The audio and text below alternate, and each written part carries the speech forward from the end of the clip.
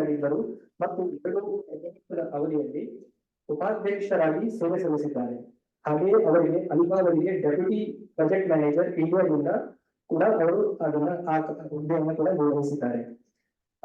H1 helium 21 centimetre ರೇಡಿಯೊಂದಿಗೆ ವಿಶ್ವವಿಜ್ಞಾನ, ಪುನರ್ ಸಂಯೋಜನೆ ಮತ್ತು ಪುನರುಜ್ಜೀವನದ ಯುಗಗಳು, ರೇಡಿಯೋ ಖಗೋಳಶಾಸ್ತ್ರಕ್ಕಾಗಿ ಉಪಕರಣ ಮತ್ತು ಸಂಕೇತಗಳ ಸಂಸ್ಕರಣೆ, ಕಡಿಮೆ ಆವರ್ತನಗಳ ಸ್ಕೈಪ್ ಸಮೀಕ್ಷೆಗಳು, ಸ್ಕ್ವೇರ್ ಕಿಲೋಮೀಟರ್ ಸ್ಕಾ ಗಾಗಿ ಕಡಿಮೆ ವೆಚ್ಚದ ಡಿಶ್ ಅಂಟೆನಾಗಳ ಅಭಿವೃದ್ಧಿ, ಪ್ರೀಬೋರ್ಡೆಡ್ ಪ್ಯಾರಾಬೋಲಿಕ್ ಡಿಶ್ ಅಂಟೆನಾಗಳು, ಈ ವಿಷಯಗಳು ಪ್ರೊಫೆಸರ್ ಉದಯಶಂಕರ್ ಅವರ ಆಸಕ್ತಿ ಹೊಂದಿರುವ ಸಂಶೋಧನಾ ಕ್ಷೇತ್ರಗಳಾಗಿವೆ. ಹೇಳುತ್ತಾ ಹೋದರೆ ಅವರ ಸಂಶೋಧನಾ ಕಾರ್ಯಗಳ ಪೈಕಿ ಸಾಗುತ್ತಲೇ ಹೋಗುತ್ತದೆ. ರೇಡಿಯೋ ಖಗೋಳಶಾಸ್ತ್ರವನ್ನ ಮುಂಚೂಣಿಗೆ ತರುವ ಅವರ ಬದ್ಧತೆ ಅವರ ವಿವಿಧ ಯೋಜನೆಗಳಲ್ಲಿ ತೊಡಗಿಸಿಕೊಳ್ಳುವುದರ ಮೂಲಕ ನಮಗೆ ಸ್ಪಷ್ಟವಾಗುತ್ತದೆ. ಇಂಟರ್ನ್ಯಾಷನಲ್ ಆಸ್ಟ್ರೋನಾಮಿಕಲ್ ಯೂನಿಯನ್ IAU ಸೇರಿದಂತೆ ಹಲವು ಅಂತಾರಾಷ್ಟ್ರೀಯ ವೈಜ್ಞಾನಿಕ ಸಂಸ್ಥೆಗಳ ಸಕ್ರಿಯ ಸದಸ್ಯರಾಗಿ ಮತ್ತು ಆಸ್ಟ್ರೋನಾಮಿಕಲ್ ಸೊಸೈಟಿ ಆಫ್ ಇಂಡಿಯಾದ ಕಾರ್ಯದರ್ಶಿಯಾಗಿ ಸೇವೆ ಸಲ್ಲಿಸಿರುವ ಪ್ರೊಫೆಸರ್ ಉದಯಶಂಕರ್ ಅವರು ತಮ್ಮ ವೃತ್ತಿಪರ ಅನ್ವೇಷಣೆಗಳನ್ನು ನೀಡಿ ಸಾಹಿತ್ಯವನ್ನು, ಸಿನಿಮಾಗಳನ್ನು, ಕಾದಂಬರಿಗಳನ್ನು ಆನಂದಿಸುತ್ತಾರೆ ಮತ್ತು ಕವಿತೆಗಳನ್ನು ಕೂಡ ಬರೆಯುತ್ತಾರೆ. ಇಂತಹ ಬಹುಮುಖಿ ವ್ಯಕ್ತಿತ್ವದ ಪ್ರೊಫೆಸರ್ ಉದಯಶಂಕರ್ ಅವರು ಇಂದು ನಮ್ಮೊಡನೆ ಇರುವುದು ನಮ್ಮ ಸೌಭಾಗ್ಯವೇ ಸರಿ. ಮತ್ತಷ್ಟು ತಡ ಮಾಡದೆ ಬ್ರಹ್ಮಾಂಡದ ಅನ್ವೇಷಣೆಯನ್ನ ನಾವೀಗ ಆರಂಭಿಸೋಣ. ನಾನೀಗ ಪ್ರೊಫೆಸರ್ ಉದಯಶಂಕರ್ ಅವರು ವೇದಿಕೆಯನ್ನು ಕೊಂಡುಕೊಂಡು ಮತ್ತು ಅವರ ಆಳವಾದ ಜ್ಞಾನದಿಂದ ನಮ್ಮಲ್ಲಿ ಕುತೂಹಲ ಪೀಳಿಗೆಯನ್ನು ಹೊತ್ತಿಸಲು ಆಹ್ವಾನಿಸುತ್ತಿದ್ದೇನೆ. ಧನ್ಯವಾದಗಳು.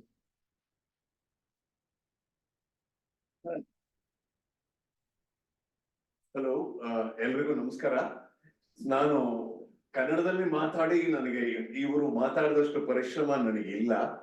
ಮಾತೃಭಾಷೆ ಕನ್ನಡವೇ ಆದ್ರೂ ಕೂಡ ವಿಜ್ಞಾನ ವಿಷಯಗಳನ್ನ ಮಾತಾಡ್ಬೇಕಾದ್ರೆ ಸಾಮಾನ್ಯವಾಗಿ ಇಂಗ್ಲಿಷ್ ನಲ್ಲಿ ಮಾತಾಡ್ತೀವಿ. ಒಂದು. ಎರಡನೇದು, ಕನ್ನಡದಲ್ಲಿ ಮಾತಾಡ್ತಾ ಯಾವಾಗ ಇಂಗ್ಲಿಷ್ ಶುರುವಾಗೋಯ್ತು ಅಂತ ನಮ್ಗೆ ಗೊತ್ತಾಗೋಲ್ಲ.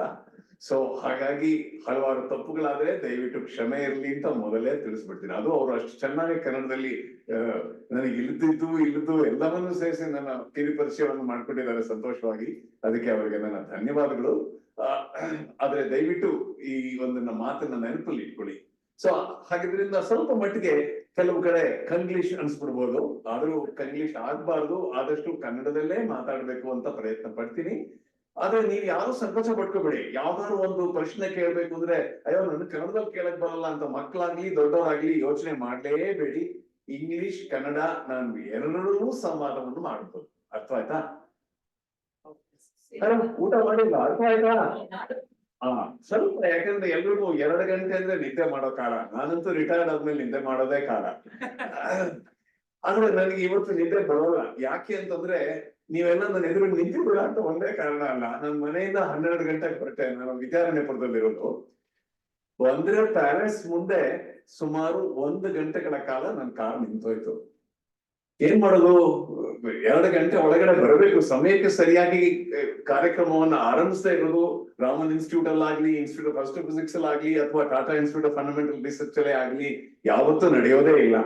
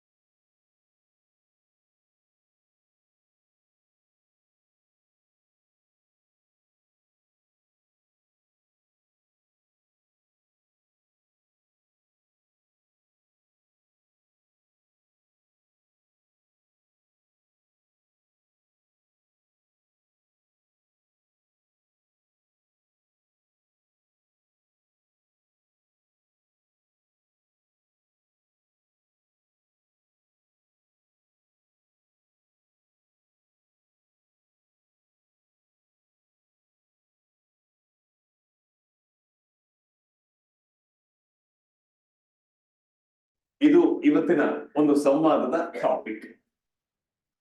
ಯಾವತ್ತು ಒಂದು ಮುನ್ನೋಟ ಇದ್ರೆ ಏನೇನು ಬರಬಹುದು ಈ ಲೆಕ್ಚರ್ ಅಂತ ಅಬ್ಸ್ಟ್ರಾಕ್ಟ್ ಅಂತ ಕರೀತಾರೆ ಪೇಪರ್ ಅಲ್ಲಿ, ಅಥವಾ ಟಿವಿನಲ್ಲಿ ಕೂಡ ಇವತ್ತು ಯಾವ್ದಾದ್ರು ನೀವು ನೆಟ್ಫ್ಲಿಕ್ಸ್ ಸಿನಿಮಾ ಹಾಕಿದ್ರೆ ಒಂದು ಬರುತ್ತೆ ಒಂದು ಅಬ್ಸ್ಟ್ರಾಕ್ಟ್, ಏನು ಅಂತ ನೀವು ನೋಡ್ಬೇಕಾ ಬೇಡವಾ ಅಂತ ಗೊತ್ತಾಗ್ಬಿಡುತ್ತೆ ನಿಮ್ಗೆ ಅದನ್ನ ಓದ್ರೇನೆ. ಸೊ ಹಾಗೆ ಒಂದು ಸಣ್ಣ ಮುನ್ನೋಟವನ್ನು ಕೊಡ್ತೀನಿ. ಮೊದಲು ನಾವು ಈ ಭೂಮಿ ಅಂತ ನಾವು ಯಾವ್ದನ್ನ ಕಲ್ಪಿಸ್ಕೊಂಡಿದೀವಿ, ಅದನ್ನ ಸುಮಾರಾಗಿ ಅರ್ಥ ಮಾಡ್ಕೊಂಡಿದೀವಿ. ಅದಕ್ಕಿಂತ ಶತಕೋಟಿಯಷ್ಟು, ಶತ ಅಂದ್ರೆ 100, ಕೋಟಿ ಅಂದ್ರೆ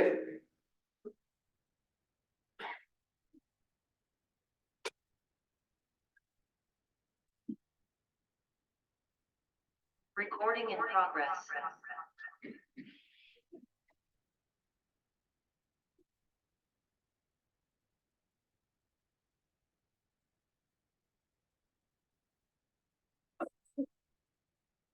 ಸಾರಿ, ಸುಮಾರು ಹೆಚ್ಚು ಅಡೆತಡೆಗಳಾಗ್ತಾ ಇದೆ. ನೀವು ಆಮೇಲೆ ಕೇಳ್ತಾ ಇದ್ರೆ ಇನ್ನು ಹೆಚ್ಚು ಅಡೆತಡೆಗಳು ಎಷ್ಟೊಂದು ಉಂಟಾಗುತ್ತೆ, ನಾವು ಸಂಶೋಧನೆ ಮಾಡ್ಬೇಕಾರೆ ಅನ್ನೋದನ್ನ ಕೂಡ ನೀವು ನೋಡ್ಬೋದು. ಸೊ ಏನು ತೊಂದರೆ ಇಲ್ಲ, ತಾಳ್ಮೆನೇ ಮುಖ್ಯ. ಸಂಶೋಧನೆಗೂ ತಾಳ್ಮೆ ಮುಖ್ಯ, ಇಲ್ಲಿ ಕೂತ್ಕೊಂಡು ಕೇಳೋಕ್ಕೂ ತಾಳ್ಮೆನೇ ಮುಖ್ಯ ಅನ್ಸ್ಬಿಡ್ತವ್ರ ಅನ್ಸತಿ.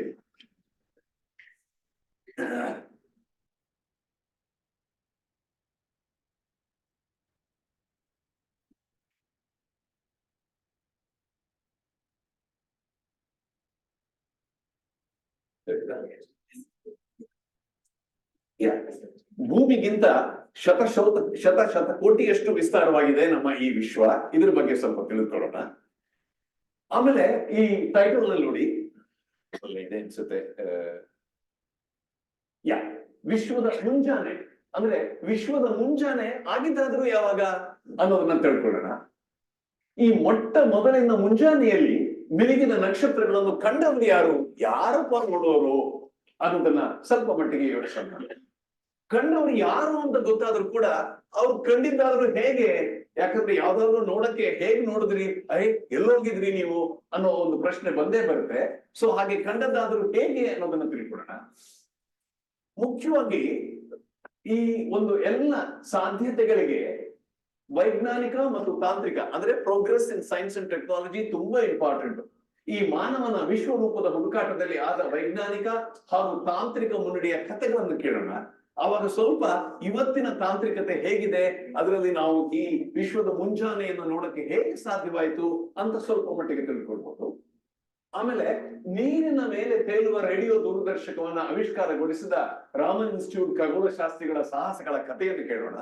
ಅವರು ಫಸ್ಟ್ ಟೆಲಿಸ್ಕೋಪ್, ಅಂದ್ರೆ ಪ್ರಪಂಚದಲ್ಲೇ ಮೊದಲು ರೇಡಿಯೋ ದೂರದರ್ಶಕವನ್ನ ನೀರಿನ ಮೇಲೆ ತೇಲಿಬಿಟ್ಟವರು ಈ ರಾಮನ್ ಇನ್ಸ್ಟಿಟ್ಯೂಟಿನ ಖಗೋಳ ವಿಜ್ಞಾನಿಗಳು. ಸೊ ಅವರು ಏನೇನು ಸಾಹಸ ಮಾಡಿದ್ರು, ನೀರ್ ಮೇಲೆ ಯಾಕೆ ತೈಲ್ಬಿಟ್ರು, ಅದನ್ನ ಮುಳುಗಿಸ್ಲಿಲ್ವೇ ಅಂತ ಕೇಳಬಹುದು ನೀವು. ಆ ಪ್ರಶ್ನೆಗಳಿಗೆ ಸ್ವಲ್ಪ ಉತ್ತರ ಹುಡ್ಕೋಣ. ಇದ್ರೆಲ್ಲರ ಫಲಿತಾಂಶ ಇಷ್ಟೆಲ್ಲ ಕಷ್ಟಪಟ್ರಿ ಅಂತೀರಾ, ಅದ್ರೊಂದು ಫಲಿತಾಂಶ ಏನಾದ್ರು ಬಂತೆ? ಹಾಗಿದ್ರೆ ಅದು ಮುಂದಿನ ಹಾದಿಯ ಕಿರುಪರಿಚಯವನ್ನು ಮಾಡ್ಕೊಡೋಣ.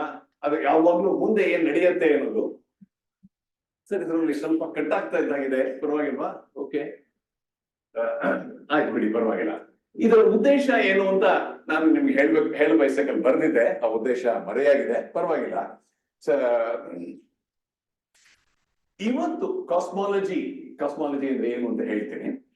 ನಿಜವಾಗ್ಲೂ ನಮ್ಮ ಕಾಸ್ಮಾಲಜಿಯಲ್ಲಿ ಈ ರಿಸರ್ಚ್ ಅಂಡ್ ಡೆವಲಪ್ಮೆಂಟ್ ಏನ್ ಆಗ್ತಾ ಇದೆ, ಇನ್ನು ಸಂಶೋಧನೆ ಏನು ನಡೀತಾ ಇದೆ ಅನ್ನೋದನ್ನ ನಿಮ್ಮಲ್ಲಿ ಹಂಚ್ಕೊಳ್ಬೇಕು ಅನ್ನೋದು ನನ್ನ ಕಾತರ. ಏನಪ್ಪಾ ಅಂದ್ರೆ, ಎಷ್ಟೋ ಸಲ ನಾವು ಪಬ್ಲಿಕ್ ಲೆಕ್ಚರ್ ಅಂದ್ರೆ ತುಂಬಾ ಹಳೆ ವಿಚಾರಗಳನ್ನ ಹೇಳಿ ಕೈ ತೊಳ್ಕೊಂಡ್ಬಿಡ್ತೀವಿ.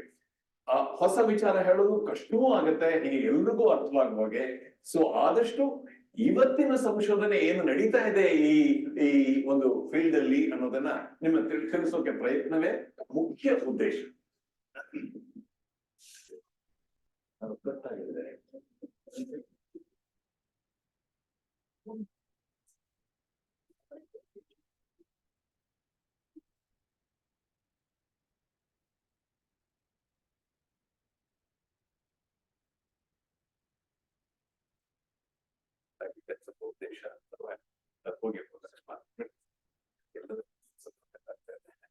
That's my wife.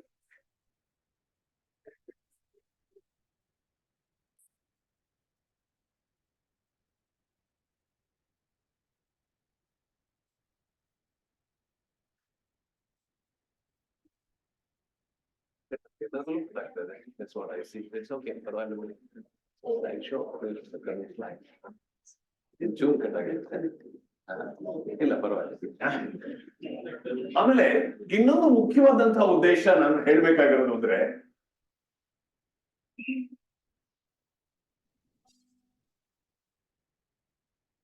ಇನ್ನೊಂದು ನನ್ನ ಮುಖ್ಯ ಉದ್ದೇಶ ನಾನು ಹೇಳ್ಬೇಕು ಅಂತ ಅನ್ಕೊಂಡಿರೋದು ಏನಪ್ಪಾ ಅಂದ್ರೆ ಸಾಮಾನ್ಯವಾಗಿ ಸೈನ್ಸ್ ಕ್ಲಾಸ್ ಬಂದ್ರು ಅಂದ್ರೇನೆ ಸಾಕು ಮಕ್ಕಳಿಗೆಲ್ಲ ಅಯ್ಯೋ ಬೇಡಪ್ಪ ಸೈನ್ಸ್ ಕ್ಲಾಸ್ ಬೋರ್ ಹೊಡ್ಸ್ಬಿಡ್ತಾರೆ ಮೇಷ್ಟ್ರು ಅಂತಾರೆ. ಆದ್ರೆ ವಿಜ್ಞಾನ ಅನ್ನೋದು ಹಾಗೆ 4 ಗೋಡೆಗಳ ಮಧ್ಯೆ ಕುಳಿತು ಕಾಗದದ ಮೇಲೆ ಲೇಖನಿಯಿಂದ ಬಿಡಿಸುವ ಚಿತ್ರಗಳಷ್ಟೇ ಅಲ್ಲ, ತಲೆ ಕೆರ್ಕೊಂಡು ಬರೀ ಕ್ಯಾಲ್ಕುಲೇಷನ್ಸ್ ಮಾಡೋದೇ ವಿಜ್ಞಾನ ಅಲ್ಲ, ಅದೊಂದು ಬಯಲು ರಂಗದಲ್ಲಿ ನಡೆಯುವ ಮೈ ನವಿರೇಳಿಸುವ ಉತ್ಸವ. ಒಂದು ವಿಜ್ಞಾನ ಒಂದು ಉತ್ಸವವಾಗುತ್ತೆ ಸರಿಯಾಗಿ ಮಾಡಿದ್ರೆ, ಅಥವಾ ಅದರಲ್ಲಿ ಇನೋವೇಷನ್ ನಾವು ಇನ್ನು ಹೆಚ್ಚು ಮಾಡಬೇಕು ಅಂತ ಸಂತೋಷವಾಗಿ ಮಾಡಿದ್ರೆ ಅದು ಮೈ ನವಿರೇಳಿಸತಕ್ಕಂತ ಅನುಭವಗಳನ್ನು ಕೊಡುತ್ತೆ. ಇವತ್ತು ನಾನು ಟ್ರಾಫಿಕ್ ಅಲ್ಲಿ ಹೇಗೆ 70 ವರ್ಷ ನನಗೆ ಸುಮಾರು ಆದ್ರೂ ಡಾಮ್ ಅಂತ ಹಾರಿ ಬಂದ್ಬಿಟ್ಟೆ ಛಾಯ್ ಅಂತ, ಏನಾರೋ ಆಗ್ಲಿ ಪರವಾಗಿಲ್ಲ ಅಂತ ಏನೂ ಆಗ್ಲಿಲ್ಲ. ಸೊ ಹಾಗೆ ಒಂದು ಉತ್ಸಾಹ ವಿಜ್ಞಾನದಲ್ಲಿ ಇದ್ರೆ ಖಂಡಿತವಾಗ್ಲೂ ನೀವು ಬಹಳಷ್ಟು ಸಾಧಿಸಬಹುದು. ಉತ್ಸಾಹ, ಫೋಕಸ್. ಚಿಕ್ಕ ಮಕ್ಕಳು ನಿಮ್ಗೆಲ್ಲ ಒಂದಿಷ್ಟು ಪಾಠ ಹೇಳ್ತಾ ಇರ್ತಾರೆ ಯಾವಾಗ ನಿಮ್ಗೆ. ಸೊ ನಾನು ಅವಾಗ ಒಂದ್ ಚೂರು ಪಾಠ ಹೇಳ್ತೀನಿ. ಇನ್ನು ಈ ಕನ್ನಡದಲ್ಲಿ ಸಂವಾದ ಯಾಕೆ ಅನ್ನೋ ಪ್ರಶ್ನೆ ಬಂದ್ರೆ, ಏನಿಲ್ಲ ಅಂದ್ರೂ ಕನ್ನಡದಲ್ಲಿ ಮಾತಾಡಿದ್ರೆ ನಿಮ್ಮ ಸಂಬಂಧ ಸ್ವಲ್ಪ ಜಾಸ್ತಿ ಅನ್ಸುತ್ತೆ, ಹತ್ತಿರ ಅನ್ಸುತ್ತೆ. ಸೊ ಅದಕ್ಕೆ ಕನ್ನಡದಲ್ಲಿ ಮಾತಾಡೋಣ ಅಂತ. ಸೊ ಅದ್ರಲ್ಲಿ ಸಾರಿ ನನ್ನ ಕೈಲ ಇದೆ, ಸಾರಿ. ಕನ್ನಡ ಏನೇ ಕುಣಿದಾಡುವುದೆನ್ನದೆ ಕನ್ನಡ ಏನೇ ಕಿವಿ ನಿವಿರುವುದು, ಕಾಮನ ಬಿಲ್ಲನ್ನು ಕಾಣುವ ಕೈಯೊಳು ತೆಕ್ಕನೆ ಮನ ಮೈ ಮರೆಯುವುದು. ಇದು ಕುವೆಂಪು ಅವರ ಮಾತುಗಳು. ಎಷ್ಟು ಜನಕ್ಕೆ ಗೊತ್ತಿದೆ, ಎಷ್ಟು ಜನಕ್ಕೆ ಗೊತ್ತಿಲ್ಲ. ಈಗ ನಾವೆಲ್ಲ ಕನ್ನಡ ಕನ್ನಡಗಳನ್ನ ಮರಿತಾ ಇದೀವಿ. ಅದನ್ನ ನಿಮಗೊಂಚೂರು ನೆನಪಿಸೋಣ ಅಂತ ಇಲ್ಲಿ ಹಾಕಿದೆ. ಯಾಕಂದ್ರೆ ನಾನು ಹುಟ್ಟಿದ್ದು ಬೆಂಗಳೂರಲ್ಲೇ, ಬೆಳೆದಿದ್ದು ಬೆಂಗಳೂರಲ್ಲೇ, ಓದಿದ್ದು ಸ್ವಲ್ಪ ಮಟ್ಟಿಗೆ ಬಿಗಿನಿಂಗ್ ಅಲ್ಲಿ ಕನ್ನಡದಲ್ಲೇ. ಸೊ ಕನ್ನಡ ಅಂದ್ರೆ ನನಗೆ ನಿಜವಾಗ್ಲೂ ಕನ್ನಡ ಏನೇ ಕುಣಿದಾಡುವುದೇನಿದೆ. ಸೊ ನೀರು ಕಳೆದ್ರು ಬನ್ನಿ ಅಂತ ಖಂಡಿತವಾಗ್ಲೂ ಬಂದೇ ಬಿಟ್ಟೆ. ನಾನು ಕಳೆದ 10-15 ವರ್ಷಗಳಲ್ಲಿ ಈ ವಿಶ್ವರೂಪದ ಹುಡುಕಾಟದಲ್ಲಿ, ವಿಶ್ವರೂಪ ಅಂದ್ರೆ ಕೃಷ್ಣ ಮಹಾಭಾರತದ ಯುದ್ಧದಲ್ಲಿ ತೋರಿಸಿದ ವಿಶ್ವರೂಪ ಅಲ್ಲ, ಇದು ಭೌತಿಕ ವಿಶ್ವರೂಪ, ಫಿಸಿಕಲ್ ಯೂನಿವರ್ಸ್. ಈ ಫಿಸಿಕಲ್ ಯೂನಿವರ್ಸ್ ವಿಶ್ವರೂಪದ ಹುಡುಕಾಟದಲ್ಲಿ ನಾನು ನನ್ನ ಸಹೋದ್ಯೋಗಿಗಳು ರಾಮನ್ ಸಂಶೋಧನಾಲಯದಲ್ಲಿ ನಡೆಸಿದ ಸಂಶೋಧನೆಗಳ ತಿರುಳು, ಮಾಡಿದ ಸಾಹಸ, ಅನುಭವಿಸಿದ ಸಂತೋಷ ಇವುಗಳನ್ನ ನಿಮ್ಮೊಡನೆ ಹಂಚಿಕೊಳ್ಳಲು, ಅದರಲ್ಲೂ ಕನ್ನಡದಲ್ಲಿ ಹಂಚಿಕೊಳ್ಳಲು ಅವಕಾಶ ಮಾಡಿಕೊಟ್ಟ ಭಾರತೀಯ ಖಗೋಳ ವಿಜ್ಞಾನ ಸಂಸ್ಥೆಗೆ ಮೊದಲು ನನ್ನ ಧನ್ಯವಾದಗಳು. Thank you very much Manju, thank you very much all of you for having done here.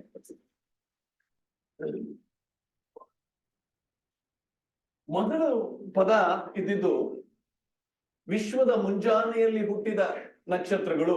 ಅರೆ ನಕ್ಷತ್ರಗಳು ಅಂದ್ರೆ ನಕ್ಷತ್ರಗಳನ್ನು ಯಾರು ನೋಡಿಲ್ಲ ಹೇಳಿ? ನಕ್ಷತ್ರಗಳನ್ನು ಯಾರು ನೋಡಿದೀರಾ? ಓ ಬರಲ್ಲ, ಎಲ್ಲ ಕೈಗೆ ಬಂತು. ಈಗಿನ ಬೆಂಗಳೂರಲ್ಲಿ ಕಾಣೋದೇ ಬಹಳ ಕಷ್ಟ ನಕ್ಷತ್ರಗಳು. ನಾನ್ ಚಿಕ್ಕವನಾಗಿದ್ದಾಗ ಸಮ್ಮರ್ ಅಂದ್ರೆ ನಾವೆಲ್ಲ ಟೆರೆಸ್ ಹೋಗಿ ಮಲ್ಕೊಬಿಡ್ತಿದ್ವಿ. ನಮ್ಮೆಲ್ಲ ಜಾಯಿಂಟ್ ಫ್ಯಾಮಿಲಿ ಆಗಿನ ಕಾಲದಲ್ಲಿ. ಬೇಕಾದಷ್ಟು ನಮ್ಮ ಮಕ್ಳು ಎಲ್ಲ ಹೋಗಿ ಟೆರೆಸ್ ಅಲ್ಲಿ ಮಲ್ಕೋತಿದ್ವಿ. ಟೆರೆಸ್ ಅಲ್ಲಿ ಮಲ್ಕೊಂಡ್ರೆ ಅಯ್ಯೋ ನೀವು ದಿಲ್ ದೇಚಿಕೆ ನಮ್ಮಲ್ಲಿ ಬರೀ ನಕ್ಷತ್ರಗಳು ಬೀಳ್ತಾ ಇರುತ್ತಲ್ಲ, ಆತರ ಎಷ್ಟೋ ನಕ್ಷತ್ರಗಳು ಬೀಳ್ತಾ ಇದ್ವಿ. ನಕ್ಷತ್ರ ಬಿತ್ತು ಯಾರೋ ಸತ್ತಿರ್ಬೇಕು ಅಂತ. ಸೊ ಹೀಗೆ ನಾವು ಮಕ್ಕಳಾಗಿ ಮಾತಾಡ್ಕೊತಾ ಇದ್ವಿ. ಆದ್ರೆ ಈಗ ಆ ನಕ್ಷತ್ರಗಳು ಬೆಂಗಳೂರಿನಲ್ಲಿ ಕಾಣೋದೇ ಇಲ್ಲ. ಒಂದೋ ಎರಡೋ ಚಂದ್ರ ಕಾಣ್ತಾನೆ, ಅದೃಷ್ಟವಶಾತ್ ಇನ್ನೂ ಪರವಾಗಿಲ್ಲ. ವೀನಸ್ ಕಾಣ್ತಾನೆ, ವೀನಸ್ ಕಾಣುತ್ತೆ. ಸೊ ಹಾಗೆ ಕೆಲವೇ ಆಕಾಶ ಕಾಯಗಳು ಕಣ್ಣಿಗೆ ಗೋಚರವಾಗುತ್ತೆ. ಸೊ ಹೀಗಿರ್ಬೇಕಾದ್ರೆ ರಾತ್ರಿ ಆಕಾಶವನ್ನು ನೋಡಿದಾಗ ವಿಶ್ವದಲ್ಲಿ ಎಷ್ಟು ನಕ್ಷತ್ರಗಳೇ ಇವೆ ಅಂತ ನೀವು ಎಂದಾದ್ರೂ ಆಶ್ಚರ್ಯ ಪಟ್ಟಿರಬಹುದು. ಒಬ್ಬ ಹವ್ಯಾಸಿ ಖಗೋಳ ಶಾಸ್ತ್ರಜ್ಞ, ಯಾರು ಬೇಕಾದ್ರೂ ಹವ್ಯಾಸಿ ಅಂತ ಅನ್ಸ್ಕೋಬಹುದು, ಅವನಿಗೆ ಬರೀ ಕಣ್ಣಿನ ನಕ್ಷತ್ರಗಳ ಸಂಖ್ಯೆಯನ್ನು ಎಣಿಸೋದೇ ಒಂದು ದೊಡ್ಡ ಸವಾಲು. ಖಂಡಿತ ಸಾಧ್ಯ ಇಲ್ಲ. ಹೀಗಿರ್ಬೇಕಾದ್ರೆ ದೊಡ್ಡ ದೂರದರ್ಶಕಗಳನ್ನು ಉಪಯೋಗಿಸಿ ಈ ಆಕಾಶ ವೀಕ್ಷಣೆ ಮಾಡಿದ್ರೆ ಇನ್ನೂ ಹೆಚ್ಚಿನ ನಕ್ಷತ್ರಗಳು ಗೋಚರವಾಗುತ್ತೆ. ಇದು ಈ ಒಂದು ನಕ್ಷತ್ರಗಳು ವಿಶ್ವದಲ್ಲಿ ಎಷ್ಟಿದೆ ಅನ್ನೋ ಎಣಿಕೆಯನ್ನ ಖಂಡಿತವಾಗಿ ಸಾಧ್ಯವಿಲ್ಲದ ಒಂದು ಸುದೀರ್ಘ ಪ್ರಕ್ರಿಯೆಯನ್ನಾಗಿ ಮಾಡ್ಬಿಡುತ್ತೆ. ಯಾಕಂದ್ರೆ ಹೇಗೆ ಕೌಂಟ್ ಮಾಡೋದು ಸಾಧ್ಯ ಇಲ್ಲ. ಹಾಗಿದ್ರೆ ಏನು ಖಗೋಳ ಶಾಸ್ತ್ರಜ್ಞರಿಗೆ ಸುಮಾರು ಒಂದು ಅಂದಾಜು ಕೂಡ ಇಲ್ವೇ ಎಷ್ಟು ನಕ್ಷತ್ರಗಳಿವೆ ಅಂತ? ಖಂಡಿತ ಇದೆ. ಹೇಗ್ ಮಾಡಿದಾರೆ ಅಂದಾಜು? ಬಹಳ ಸುಲಭ. ಒಂದು ಟಿಪಿಕಲ್ ಗ್ಯಾಲಾಕ್ಸಿ ಅಂತ ತಗೊಳ್ಳಿ. ಆ ಗ್ಯಾಲಾಕ್ಸಿಯಲ್ಲಿ ನಕ್ಷತ್ರಗಳ ಅಂದಾಜು ಸಂಖ್ಯೆಯನ್ನ ಒಂದು ಅಂದಾಜು ಮಾಡಿ, ಅದಾದ್ಮೇಲೆ ವಿಶ್ವದ ಅಂದಾಜು ಸಂಖ್ಯೆಯ ಗ್ಯಾಲಕ್ಸಿಗಳಿಂದ ಅದನ್ನು ಗುಣಾಕಾರ ಮಾಡಿದ್ರೆ ನಮಗೆ ಖಂಡಿತವಾಗಿಯೂ ವಿಶ್ವದಲ್ಲಿ ಎಷ್ಟು ನಕ್ಷತ್ರಗಳು ಇರಬಹುದು ಅಂತ ಒಂದು ಅಂದಾಜು ಸಿಗುತ್ತೆ. ಇದು ಅಕ್ಟೋಬರ್ 2016ರಲ್ಲಿ ಹಬಲ್ ಸ್ಪೇಸ್ ಟೆಲಿಸ್ಕೋಪ್. ಎಷ್ಟು ಜನ ಗೊತ್ತು ಹಬಲ್ ಸ್ಪೇಸ್ ಟೆಲಿಸ್ಕೋಪ್ ಬಗ್ಗೆ ಕೇಳಿದಿರಾ? ಬಾಡೆ ನಿಮ್ಗೆಲ್ಲ ನನಗಿಂತ ಚೆನ್ನಾಗಿ ಗೊತ್ತು. ಸೊ ಹಬಲ್ ಸ್ಪೇಸ್ ಟೆಲಿಸ್ಕೋಪ್ ತೋರಿಸಿದಂತಹ ಚಿತ್ರ ಇದು, ಆಕಾಶ ಕಾಯಗಳ ಚಿತ್ರ. ಇದನ್ನು ನೋಡಿ ವಿಜ್ಞಾನಿಗಳು ಆ ಕಾಲದಲ್ಲಿ ಅಂದ್ರೆ 2016ರಲ್ಲಿ ಈ ವಿಶ್ವದಲ್ಲಿ ನಾವು ನೋಡಬಹುದಾದಂತಹ ಗ್ಯಾಲಕ್ಸಿಗಳು 2 ಟ್ರಿಲಿಯನ್ ಗ್ಯಾಲಕ್ಸಿಗಳಿವೆ ಅಂತ ಸೂಚಿಸಿತು. 2 ಟ್ರಿಲಿಯನ್. ಆದ್ರೆ ಇದು ಮೋಸ್ಟ್ ಇಂಪಾರ್ಟೆಂಟ್ ಪಾಯಿಂಟ್, ಯಾಕಂದ್ರೆ ಇದು ಹಿಂದೆ ಸೂಚಿಸಿದ್ದಕ್ಕಿಂತ 10 ಪಟ್ಟು ಹೆಚ್ಚು.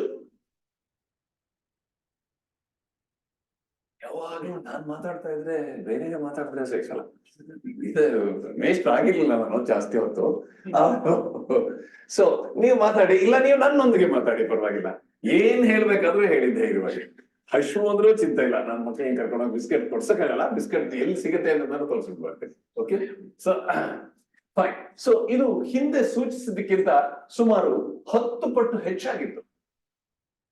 ಅದೇ ಸಮಯದಲ್ಲಿ ಈ ಎಷ್ಟು ಒಂದು ಗ್ಯಾಲಕ್ಸಿನಲ್ಲಿ ಎಷ್ಟು ನಕ್ಷತ್ರಗಳು ಇರಬಹುದು ಅಂತ ಹೇಳಿ ಸುಮಾರು 100 ಮಿಲಿಯನ್ ನಕ್ಷತ್ರಗಳು ಇರಬಹುದು ಅಂತ ಕೂಡ ಅಂದಾಜು ಮಾಡಿದ್ರು. ಅಂದ್ರೆ ವಿಶ್ವದಲ್ಲಿ ಇರಬಹುದಾದಂತಹ ನಕ್ಷತ್ರಗಳ ಸಂಖ್ಯೆ 10 ಟ್ರಿಲಿಯನ್ ನಕ್ಷತ್ರ ಪುಂಜಗಳು, ದಟ್ ಇಸ್ 10 ಟ್ರಿಲಿಯನ್ ಗ್ಯಾಲಕ್ಸೀಸ್. ಮತ್ತು ಒಂದೊಂದು ಗ್ಯಾಲಕ್ಸಿಯಲ್ಲೂ 100 ಬಿಲಿಯನ್ ನಕ್ಷತ್ರಗಳು. ಇದೆರಡನ್ನು ಮಲ್ಟಿಪ್ಲೈ ಮಾಡಿದ್ರೆ 10⁴. ಅಯ್ಯೋ, ಅಂದ್ರೆ ಮಕ್ಕಳಿಗೆ ಯಾರು ಗೊತ್ತಿಲ್ಲದೆ ಇದ್ರೆ 1ರ ಪಕ್ಕದಲ್ಲಿ 0 ಬರೀತಾ ಕುತ್ಕೋಬೇಕು. 0 24 ಸೊನ್ನೆಗಳನ್ನು ಬರೀಬೇಕು. ಬಹಳ ದೊಡ್ಡ ನಂಬರ್ ಅಲ್ವಾ? ಇದೊಂದು ಕಡಿಮೆ, ಇಷ್ಟು ದೊಡ್ಡ ನಂಬರ್. ಆದ್ರೆ ಖಗೋಳಶಾಸ್ತ್ರಜ್ಞರು ಇದು ಸರಿಯಾಗಿಲ್ಲ, ಇದು ಇನ್ನೂ ಕಡಿಮೆ ಅಂದಾಜು ಎಂದೇ ಬಹಳ ಖಗೋಳಶಾಸ್ತ್ರ ನಂಬಿಕೆ. ಯಾಕೆ ಅಂದ್ರೆ ಅವ್ರು ಹೇಳ್ತಾರೆ, ದೂರದರ್ಶಕಗಳ ಸೂಕ್ಷ್ಮತೆ ಅಂದ್ರೆ ಸೆನ್ಸಿಟಿವಿಟಿ ಆಫ್ ಟೆಲಿಸ್ಕೋಪ್ಸ್ ಜಾಸ್ತಿ ಆದಾಗೆ ಈ ನಂಬರ್ ಕೂಡ ಜಾಸ್ತಿ ಆಗ್ಬೋದು ಅಂತಾರೆ.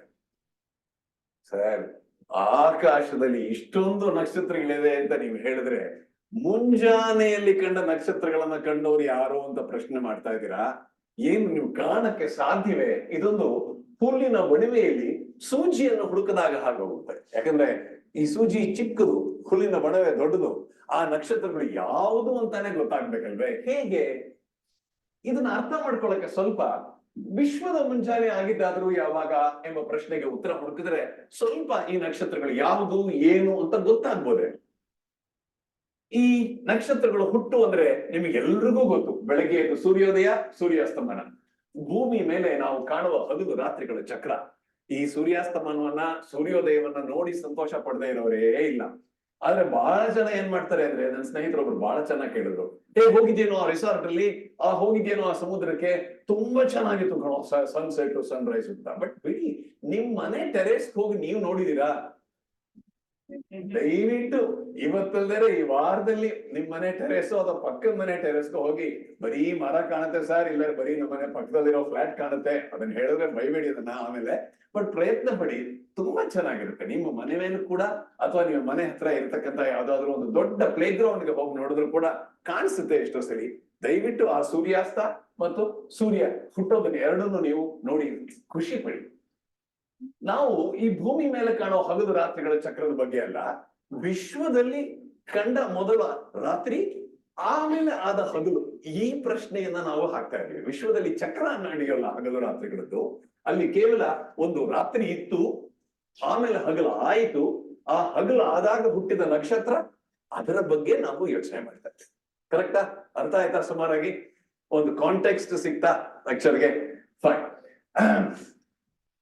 ಆದ್ರೆ ಇದು ನೋಡಿ, ಸ್ವಲ್ಪ ನಾವು ಗಮನಿಸಬಹುದಾದ ಅಂದ್ರೆ ಅಬ್ಸರ್ವಬಲ್ ಯೂನಿವರ್ಸ್ ಸುಮಾರು 13.8 ಬಿಲಿಯನ್ ಇಯರ್ಸ್.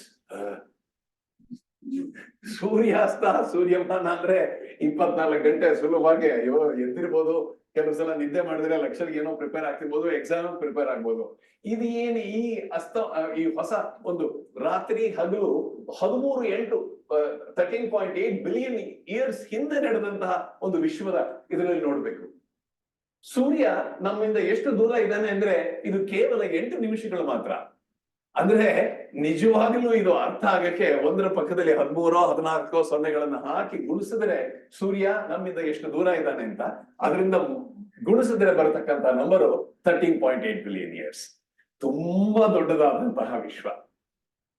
ಸಾರಿ, ನಾನು ಎರಡನೇ ಕಂಪ್ಯೂಟರ್ ಇಟ್ಕೊಂಡು ಯಾವ್ದನ್ನ ಮಾಡ್ಬೇಕು ಅಂತ ಗೊತ್ತಾಗಲ್ಲ.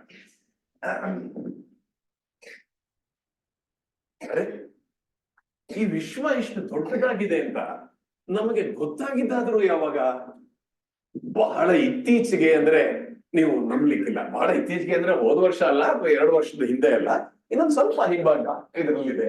ಇದರಲ್ಲಿ ನಾವು ಒಂದು ವಿಶ್ವದ ಬಗೆಗೆ ಖಗೋಳ ಶಾಸ್ತ್ರಜ್ಞರು ಮಾಡಿದ ದೃಷ್ಟಿಕೋನ 3 ಪ್ರಮುಖ ಕ್ರಾಂತಿಗಳನ್ನು ಕಂಡಿದೆ. ಒಂದು ಭೂಕೇಂದ್ರಿತ ವಿಜ್ಞಾನ, ಅಂದ್ರೆ ಎಲ್ರಿಗೂ ಗೊತ್ತು, ಅರ್ತ್ ಸೆಂಟ್ರಿಕ್, ಜಿಯೋಸೆಂಟ್ರಿಕ್ ಯೂನಿವರ್ಸ್, ಅಂದ್ರೆ ಭೂಮಿನೇ ಎಲ್ಲ ಮಧ್ಯ, ನಾವೇ ಇಡೀ ವಿಶ್ವದ ಮಧ್ಯೆ, ನಾವು ನಮ್ಮ ಸುತ್ತಲೂ ವಿಶ್ವ ಸುತ್ತುತ್ತೆ ಅಂತ ಜನ ತುಂಬಾ ದಿನ ನಂಬಿದ್ರು. 16ನೇ ಶತಮಾನದಲ್ಲಿ ಈ ನಿಕೋಲಸ್ ಕೋಪರ್ನಿಕಸ್ ಹಾಗೂ ಗೆಲಿಲಿಯೋ ಮಾಡಿದಂತಹ ಹಲವಾರು ವೀಕ್ಷಣೆಗಳಿಂದ ಇದು ಜಿಯೋ ಸೆಂಟರ್ ಅಲ್ಲ, ಇದು ಹೀಲಿಯೋಸೆಂಟ್ರಿಕ್ ಯೂನಿವರ್ಸ್ ಅಂತ ಗೊತ್ತಾಯ್ತು. ಅಂದ್ರೆ ನೋಡಿ, ಜಿಯೋಸೆಂಟ್ರಿಕಾ ಹೆಲಿಯೋಸೆಂಟ್ರಿಕೋ 400 ವರ್ಷಗಳಾಗಿತ್ತು ಅಷ್ಟೇ ಗೊತ್ತಾಗ, ನಮ್ಗೆ ಜಾಸ್ತಿ ಇಲ್ಲ.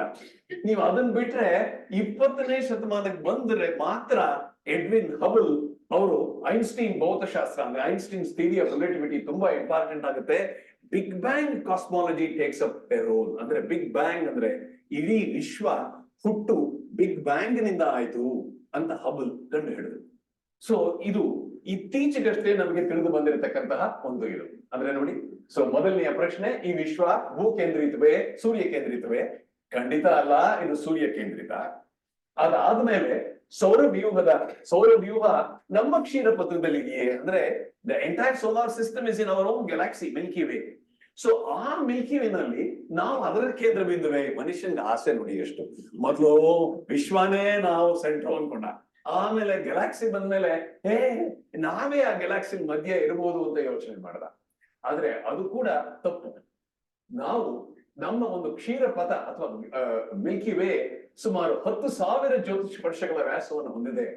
ಸೂರ್ಯ ಕೇಂದ್ರದಿಂದ 25,000 ಬೆಳಕಿನ ವರ್ಷಗಳು ದೂರದಲ್ಲಿದೆ. ಸೊ ಅಂದ್ರೆ ಅದು ಕೂಡ ತಪ್ಪು. ಹಾಗಿದ್ರೆ ಮುಂದೆ ಏನು?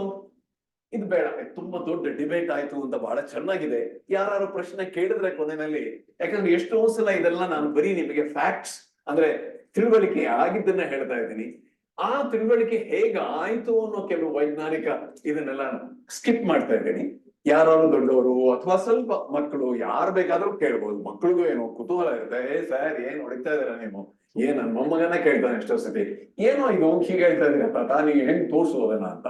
ಸೊ ಹಾಗೆ ಯಾವ ಮಕ್ಳಿಗೆ ಯಾವ್ದಾದ್ರು ಪ್ರಶ್ನೆ ಮನಸ್ಸಲ್ಲಿ ಬಂದ್ರೆ ಸಂಕೋಚ ಪಟ್ಕೋಬೇಡಿ, ಕೇಳಿ. ಖಂಡಿತ ಅದಕ್ಕೆ ಉತ್ತರಿಸಕ್ಕೆ ನನ್ನ ಹತ್ರ ಏನಾದ್ರು ಸಮ್ ಮೆಟೀರಿಯಲ್ ಇದ್ರೆ I will try to show you more things about it. Okay, so ವಿಶ್ವದಲ್ಲಿ ಮುಂದೆ ಗ್ಯಾಲಕ್ಸಿನಲ್ಲಿ ನಾವು ತುದಿಲಿ ಇದೀವಾ?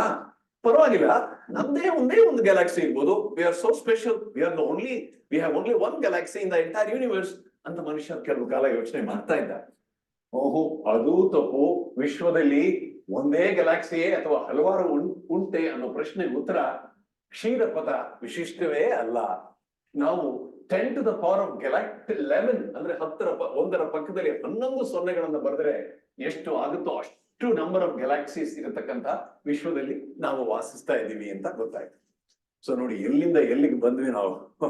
ಮೊದಲು ಜಿಯೋಸೆಂಟ್ರಿಕ್ ಶುರು ಮಾಡಿದ್ವಿ, ಆಮೇಲೆ ಈಗ ನಾವು ಕ್ಷೀರ ಪಥದಲ್ಲಿ ಕೂಡ ಒಂದೇ ಒಂದಲ್ಲ 10 to the power of 11 galaxies ಇದೆ ಅಂತ ನಾವು ತಿಳ್ಕೊಂಡ್ವಿ.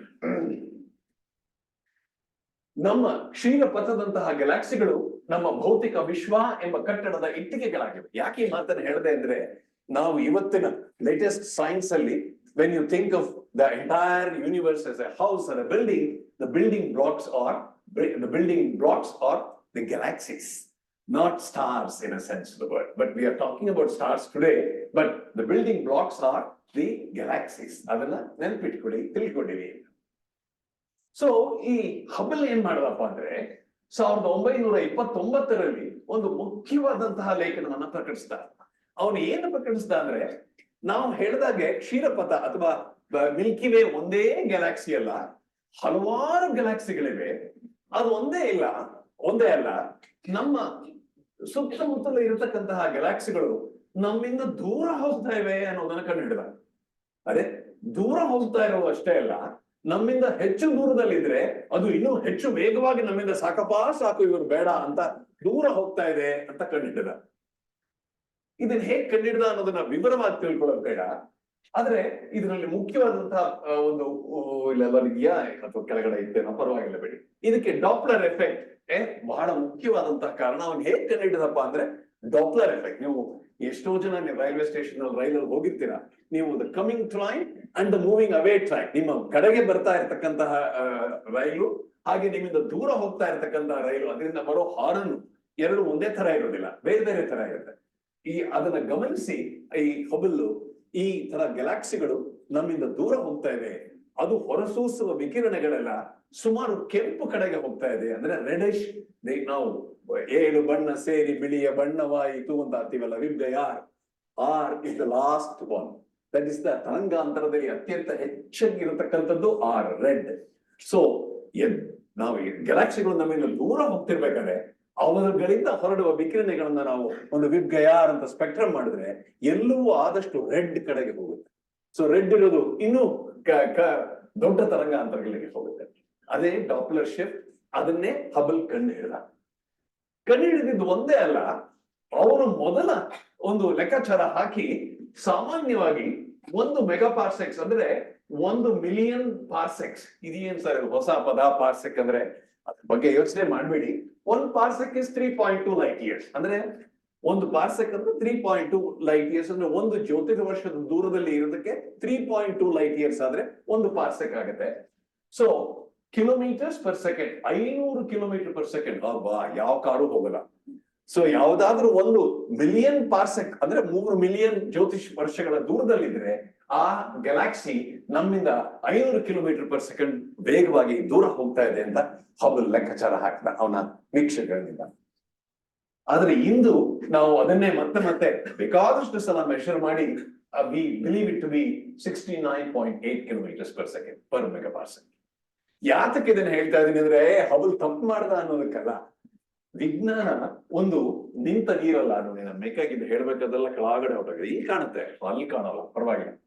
ಸೊ ಇಲ್ಲಿ ನಾನು ನೋಡ್ಕೋಬಹುದು ನಿಮ್ಗೆ ಹೇಳಕ್ಕೆ. ವಿಜ್ಞಾನ ನಿಂತ ನೀರಲ್ಲ, ಇದು ಒಂದು ಜ್ಞಾನ ಗಂಗೆ, ಹರಿತಾ ಇರುತ್ತೆ, ಬದಲಾವಣೆ ಆಗ್ತಿರುತ್ತೆ. ಹಬಲ್ ಹೇಳಿದ್ದು ಕೂಡ 500 kilometres per second per mega parsec ಅನ್ನೋದು ನಿಜ. ಆದ್ರೆ ಅದು 500 ಅಲ್ಲ, ಅದು 69. ನಾವು ಹೊಸ ವಿಚಾರ ಬಂದಾಗ ವಿಜ್ಞಾನ ಒಪ್ಕೊಳ್ಬೇಕಾಗತ್ತೆ. ಇದೇ ವಿಜ್ಞಾನದ ಜ್ಞಾನ ಗಂಗೆ ಅನ್ನೋದನ್ನ ಎಲ್ಲ ಮಕ್ಕಳು ಬದುಕಲಿ. ಅಯ್ಯೋ ನಾನ್ ಮಾಡ್ದೆ ಅದೇ ಸರಿ ಅನ್ನೋಲ್ಲ. ಇನ್ನು 5 ವರ್ಷ ಆದ್ಮೇಲೆ ಯಾವ್ದು ಬೇಕಾದ್ರೂ ಚೇಂಜ್ ಆಗ್ಬೋದು. ನ್ಯೂಟನ್ ಡೈನಾಮಿಕ್ಸ್ ಇತ್ತು, ಅದಾದ್ಮೇಲೆ ಐನ್ಸ್ಟೀನ್ ಡೈನಾಮಿಕ್ಸ್ ಬಂತು, ಅದಾದ್ಮೇಲೆ ಇನ್ನೇನ್ ಬರುತ್ತೆ ಗೊತ್ತಿಲ್ಲ. ಹಾಗೆ ವಿಜ್ಞಾನ ನಿಂತ ನೀರಲ್ಲ, ಅದೊಂದು ದೊಡ್ಡ ಜ್ಞಾನ ಗಂಗೆ, ಹರಿತಾ ಇರುತ್ತೆ ಅನ್ನೋದನ್ನ ನಿಮ್ಗೆಲ್ರಿಗೂ ಮನದಟ್ಟು ಮಾಡ್ಕೊಡ್ಬೇಕು ಅಂತ ಈ ನಂಬರ್ನ ತೋರಿಸ್ತಾ ಇದೆ. ಈ ಎಲ್ಲ ಗ್ಯಾಲಕ್ಸಿಗಳು ಒಂದರಿಂದ ಒಂದು ದೂರ ಹೋಗ್ತಾ ಇದೆ ಅನ್ನೋದು ಗೊತ್ತಾದಾಗ ಎಲ್ಲರ ಮನಸ್ಸಿನಲ್ಲಿ ಹುಟ್ಟಿದ ಒಂದೇ ಪ್ರಶ್ನೆ, ಅರೆ ಹಾಗಿದ್ರೆ ಈ ವಿಶ್ವಕ್ಕೆ ಒಂದು ಪ್ರಾರಂಭವಿದೆಯೇ ಅಂತ.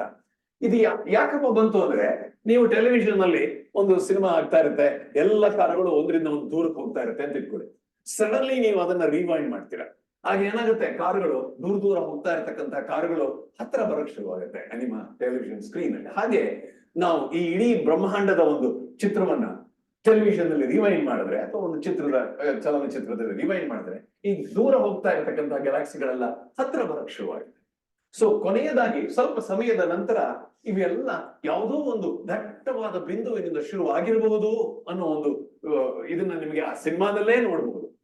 ಹಾಗಿದ್ರೆ ಆ ಒಂದು ಬಿಂದು ಇದೆಯಲ್ಲ, ಆ ಬಿಂದುವಿನಿಂದಲೇ ವಿಶ್ವ ಬಿಗ್ ಬ್ಯಾಂಗ್ನಿಂದ ಹೊರಟಿದ್ದು ವಿಶ್ವ ವಿಕಾಸ ಹೊಂದುತ್ತಾ ಇದೆ.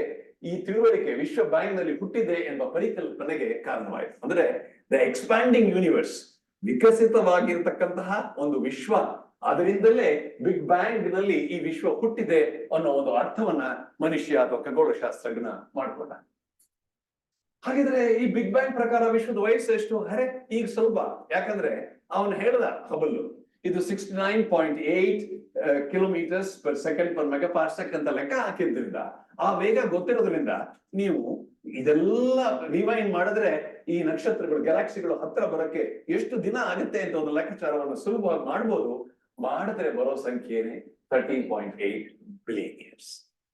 So that's why we all believe today that the Big Bang universe is 13.8 billion years old. ಅಂದ್ರೆ ಬಿಗ್ ಬ್ಯಾಂಗ್ ನಲ್ಲಿ ಹುಟ್ಟಿದಂತಹ ವಿಶ್ವ 13.8 ಕೋಟಿ ವರ್ಷಗಳು.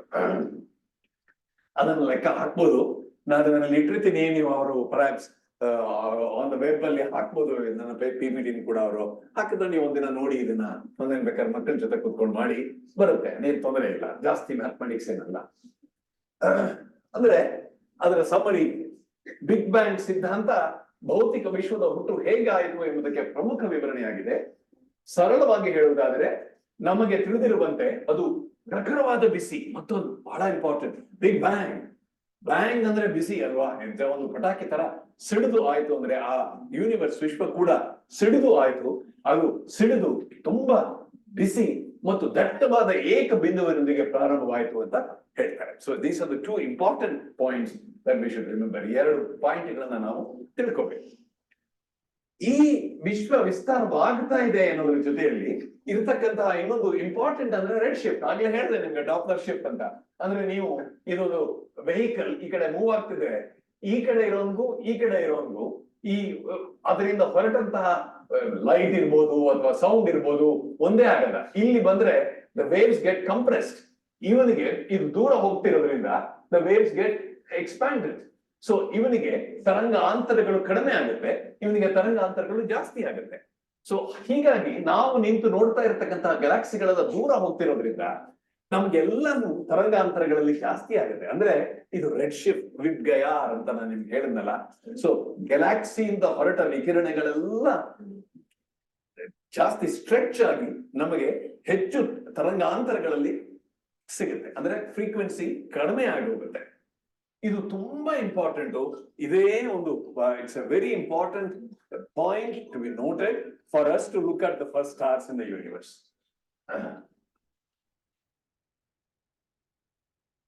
ಇಲ್ಲ ಪರವಾಗಿಲ್ಲ, ಆಗುತ್ತೆ. ನನ್ನ ಫೋನ್ ಒಂದ್ಸಲ ಹೊಡ್ಕೊಳ್ಳುತ್ತೆ, ಎಷ್ಟೇ ಸೈಲೆಂಟ್ ಮಾಡಲ್ ಹಾಕಿದ್ರು.